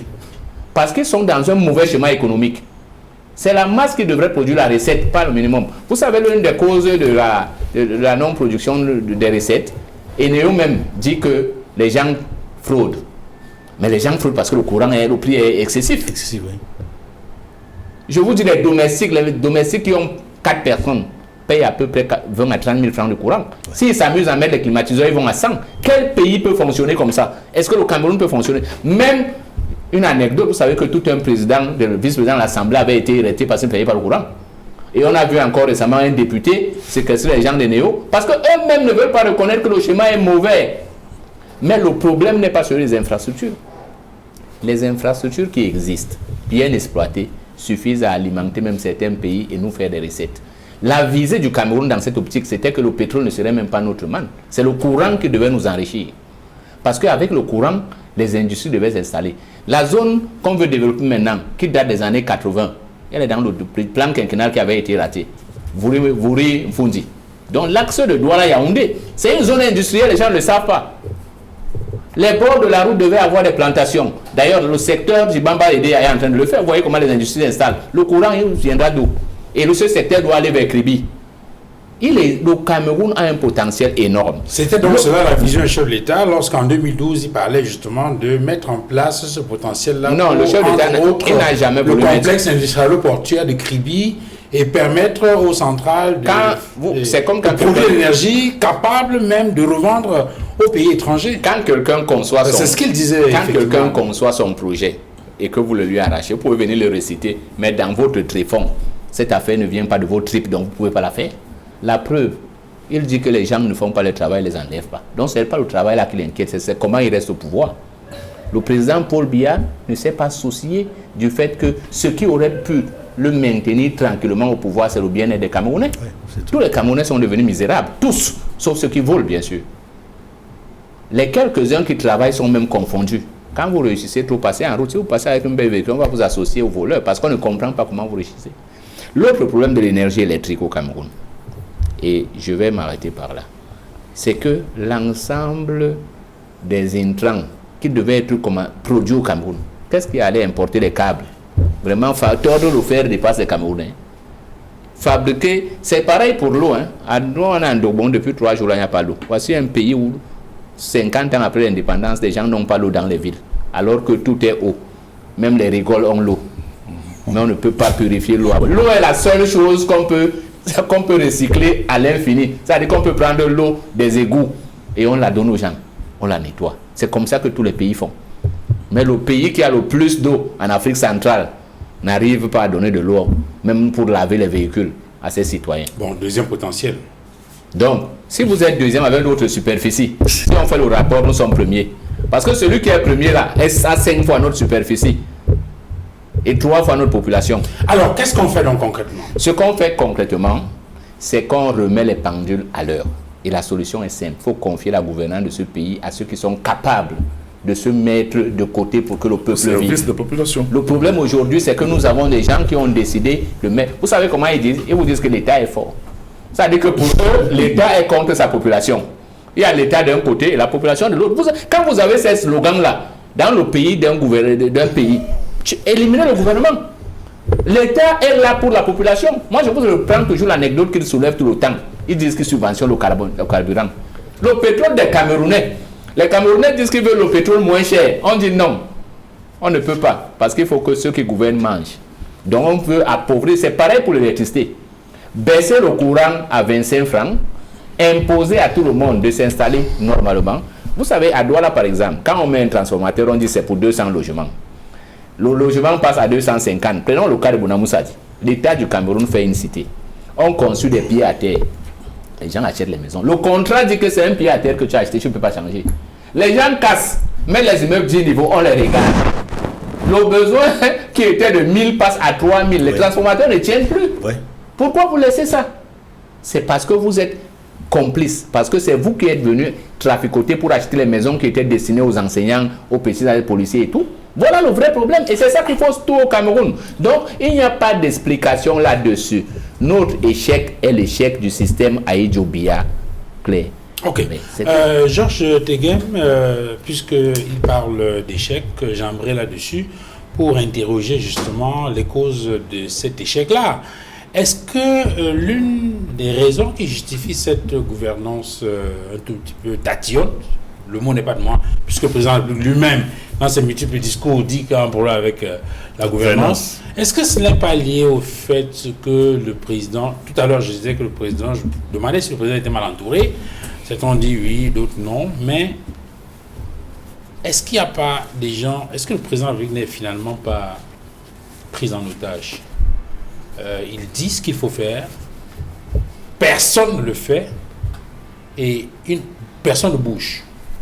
Et au fil des années, c'est les mêmes personnes qui sont autour de lui alors que les résultats ne suivent pas. D'ailleurs, une illustration, c'est ce qu'on vient de voir le 10 janvier dernier avec cet échange entre le président de la République et le leader de l'UDC, Patricia Tomaino Ndamjoya, qui a avoué, le président de la République a avoué à Patricia Tomaino que la proposition de code électoral consensuel rédigée par la plateforme est portée à son attention, que lui n'a jamais vu ça. Est-ce que ça se comprend? Est-ce que ce n'est pas là une révélation quand même assez surprenante sur la manière dont les choses fonctionnent à Yaoundé? Je suis surpris par votre question. Moi, j'ai vu le président de la République vouloir qu'un Camerounais soit élu président de la 79e session de l'Assemblée générale des Nations unies. Il l'a dit, il a été suivi par le ministre des Relations extérieures, le Cameroun a été élu. J'ai également vu le président de la République vouloir que le Ngondo soit inscrit au patrimoine immatériel de l'UNESCO. Ça s'est fait. Je l'ai vu vouloir que le Ngon soit également inscrit. Ça s'est fait. C'est une victoire de la diplomatie camerounaise. C'est tout à notre honneur, puisque ça porte le message du Cameroun à l'international. Ça donne notre image à l'international. J'ai également vu le président de la République prendre conscience du déficit énergétique dont on parlait tout à l'heure très tôt. Et c'est connu puisque les gens sont même partis de l'étranger pour venir chez nous. Et il a travaillé, il a même diversifié les sources de production, contrairement à ce que disait le digne représentant de l'UPC, qui est allé jusqu'à insulter nos ingénieurs en disant qu'ils ne sont pas en capacité de faire. Vous avez appelé ça quoi? Il y a les alluvions qui ont bloqué. On n'a pas fait les sondes de drainage. Mais parce que vous mettez souvent les mauvaises personnes aux places. Si, tous ne sont pas qualifiés. Vous connaissez votre principe. Monsieur le digne représentant de l'UPC. Monsieur le digne représentant du RDPC. À Nartigal. C'était un projet où nous travaillons avec des experts de l'étranger, où nous ne sommes pas seuls. Et c'est un projet qui a été magnifié dans le monde. Pour dire que c'est l'un des domaines dans lequel un pays travaille avec plusieurs experts venant de plusieurs pays. Donc, je pense que quelquefois, il faut être modéré. Surtout que, lorsque je vois l'UPC, vous faites trop de leçons à l'UPC. Entendez-vous d'abord. Commencez par faire le ménage chez vous. Ce n'est pas une règle pour avancer. Le Cameroun a souvent gagné pendant que les joueurs se battaient au vestiaire. Très bien. Entendez-vous déjà. Je vais finir. Je vais arriver au bout. Vous faites un congrès. Monsieur le représentant, vous n'allez pas diriger le Cameroun. Un congrès, je vous. C'est lui qui m'a interrompu. Non, c'est lui qui m'a interpellé. Je précise. Le débat ne porte pas sur la division de l'UPC. Voilà. Le débat ne porte pas sur le congrès au RDPC. Le débat porte Ou bien la chasse aux sorcières. Je vais finir sur la présidente de l'UDC. Est-ce qu'il y a des gens qui cachent les choses au président de la République au palais? Monsieur le président de la République est l'une des personnalités les plus informées de ce pays, qui a des collaborateurs à qui il fait confiance. Et je voudrais féliciter ceux qui l'accompagnent tous les jours pour leur abnégation, le sens de l'État et le sens du service public. Et moi, j'ai lu le ministre Atangana Mbara, qui a dit: le gouvernement de 2004 est celui pour lequel j'ai le plus contribué, mais celui duquel j'ai le plus souffert. Car j'ai dû subir sans pouvoir rien faire la sortie du gouvernement de mon mentor. J'ai nommé, je ne donne pas le nom. Et il a poursuivi. En effet, lorsque j'ai constitué le gouvernement de novembre 2004, monsieur le président de la République m'a dit qu'il était d'accord sur tous les noms, sauf un. Et il poursuit en disant que après les événements d'un 20 mai, il l'a cherché et il lui a dit: mais monsieur le secrétaire, monsieur le ministre d'État, j'ai l'impression que vous êtes affecté par ce qui se dit dans la presse. Il a haussé la tête et le président de la République lui a dit: rassurez-vous que vous avez ma confiance. C'est moi. C'est à moi que vous lui faites confiance. Donc le président de la République, quand il fait confiance à ses collaborateurs, nous sommes tout à fait d'accord que ses collaborateurs sont assez sérieux. Maintenant, le problème de Mme Tomaï Moumouna, c'est que je vais répondre sur Mme Tomaï Moumouna. Non, pas sur Mme Tomaï Moumouna, sur la proposition. Est-ce que la proposition est arrivée chez le chef d'État? Vous savez... Le chef d'État dit non, il n'a pas reçu. Excusez-moi. Ouais. Excusez-moi. Peut-être que le chef d'État a joué. Excusez-moi. Moi, je ne sais même pas pourquoi ça fait débat. C'est pour ça que je veux toucher le problème. Le code électoral, c'est quoi? C'est la loi, non? Quand on modifie la loi, c'est comme ça. Ça fait quoi là-bas? Il y a le parti des femmes, non? Nous avons travaillé le SDF. Le SDF était beaucoup plus professionnel. C'est avec le SDF que nous sommes arrivés à l'ONEL. Un et deux. Parce qu'ils ont fait au Parlement. L'opération Épervier, ça a commencé en 97. La commission parlementaire, c'était quoi? Le SDF. Quand on est professionnel, on travaille bien. Et vous êtes la leçon, il faut bien travailler. Lorsqu'on est... Parce que cette dame qui parle, elle a des députés. Elle a travaillé, d'après elle, la proposition là, c'était fait avec les membres du SDF. Le SDF a des députés. Ça a été fait avec les gens de... Elle a cité les gens avec qui elle travaille là, qui ont des députés. C'est-à-dire qu'ils sont au moins 15 ou 16 députés. Ils veulent modifier une loi. Article 26 de la Constitution, le domaine de la loi. Ils sont au domaine du règlement. Ils reçoivent ça pour quoi faire? C'est arrivé aussi là-bas à l'Assemblée. Ne vous inquiétez pas. Si on veut modifier une loi... Dans le service du courrier, on a discriminé. Excusez-moi. Si on veut modifier une loi, il y a des organes. Là, c'est ça la République exemplaire. C'est ça la République exemplaire. C'est ça la République exemplaire. Vraiment, arrêtez de faire de la diversion. C'est pas la diversion. Non. C'est un sujet sérieux. Depuis l'avènement du Parlement au Cameroun, il n'y a jamais eu une proposition de loi qui a été adoptée à l'Assemblée nationale. Donc, s'il vous plaît, je vous ai suivi. Vous ne pouvez pas dire que les députés de l'opposition, qui sont 15 ou 16, peuvent venir déposer une proposition de loi à l'Assemblée nationale et que ça puisse prospérer. Tout le monde s'accepte. Nous sommes dans le cadre de la recherche d'un code consensuel pour l'ensemble des acteurs politiques de notre pays pour permettre qu'il y ait une élection crédible, digne et transparente. Vous m'avez interrompu. Alors, nous interpellons le président de la République, qui est garant de l'exécutif, qui est acteur politique, Et chef de parti. et chef de parti, qui est le RDPC, votre parti, pour lui dire que voici les propositions de l'opposition pour une fois, puisque vous aimez dire que l'opposition ne travaille pas ensemble. Vous-même, vous venez de reconnaître qu'il y avait le SDF, le PCRN, le MRC, l'UMS, l'UDC. Qui ont des députés. Non, ce n'est pas... Des députés, c'est quoi? On est en train de vous dire que... C'est quoi? Mais c'est trop grave. laissez- C'est quoi?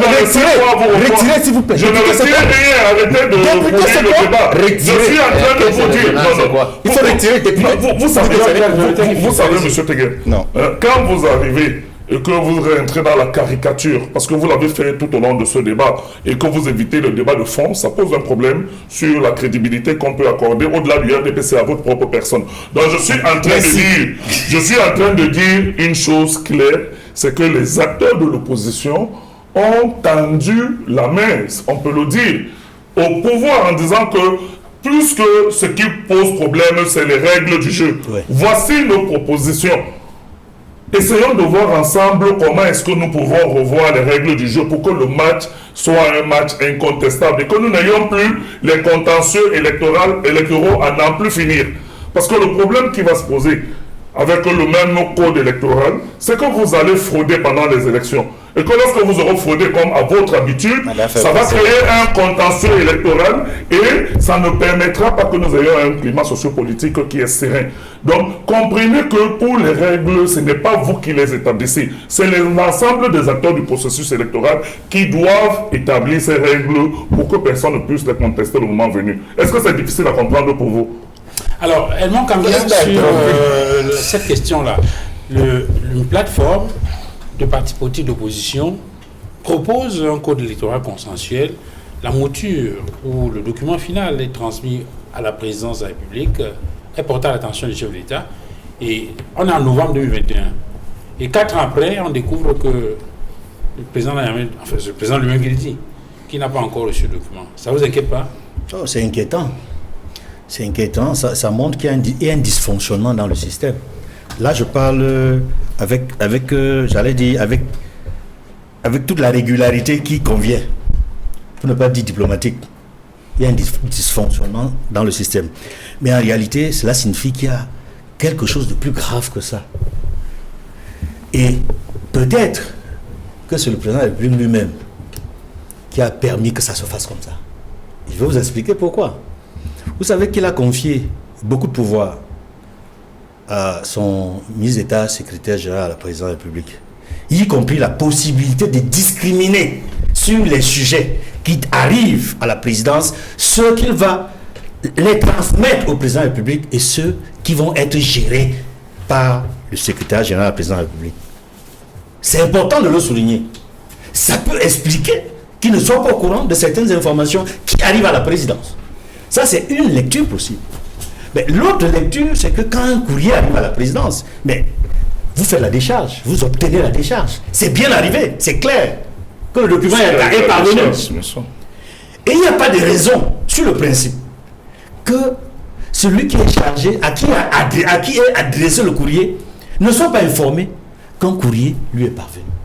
Ça ne pourrait pas se comprendre. Et si on reste dans le contexte de la démocratie, je comprends pourquoi les acteurs qui ont fait des propositions qui visent à avoir un code électoral consensuel au Cameroun, et notamment la plateforme qui compte plusieurs partis politiques de l'opposition, ont entrepris de déposer des moutures de ce document. Pas seulement au Parlement, parce que Maître Game a donné l'impression que le Parlement n'a pas ce document. Ils ont ce document, c'est même les premiers à l'avoir. Ils ont déposé un document là-bas, à la présidence, et même au niveau de l'ELECAM.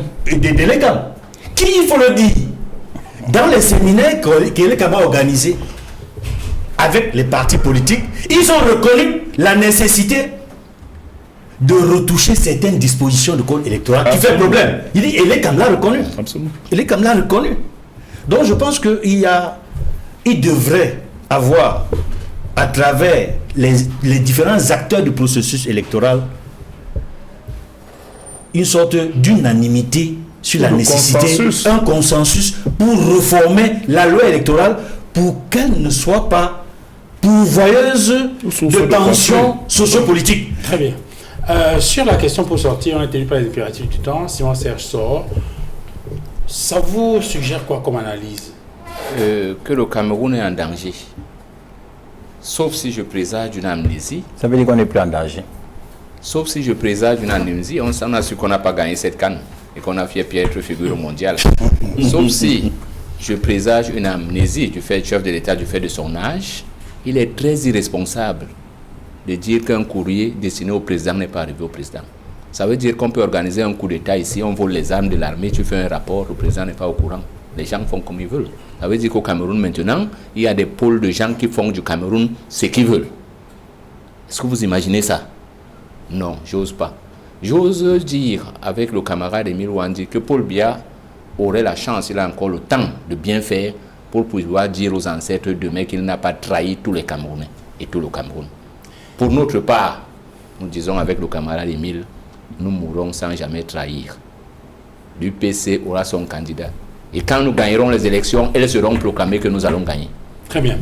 On va s'arrêter là en rappelant tout simplement que ça fait exactement un an, jour pour jour, c'était le 17 janvier dernier, que Martinez Ogo, dont le corps avait été retrouvé au Troua, il avait été torturé, puis tué, et depuis lors, on attend toujours la manifestation de la vérité dans cette scabreuse affaire où le corps est toujours retenu dans une morgue de l'hôpital à Yaoundé. C'était juste pour indiquer que c'est une actualité que nous continuons toujours de suivre. Nous faisons le follow-up de façon permanente pour tenir informés nos téléspectateurs sur cette affaire qui a défrayé la chronique dans notre pays. Donc nous continuons de suivre cela et nous continuons de rendre compte, n'est-ce pas, des suites de cette affaire liée à la torture et à l'assassinat de ce journaliste Martinez Ogo. Merci messieurs d'être venus sur ce plateau. Merci Christian Massouma d'être venu sur ce plateau. Merci Duval, c'était un plaisir d'être là ce soir, cet après-midi. Mais j'espère véritablement que quelque chose va bouger.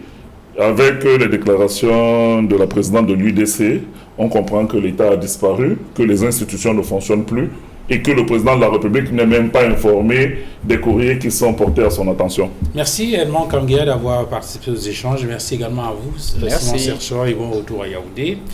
Merci également à Georges Teghem d'être venu sur ce plateau. C'est moi qui vous remercie. Merci également à vous, madame, monsieur, d'avoir regardé cette autre livraison de droit des réponses de ce dimanche 19 janvier 2025. Bon dimanche à tous et à très bientôt. Au revoir.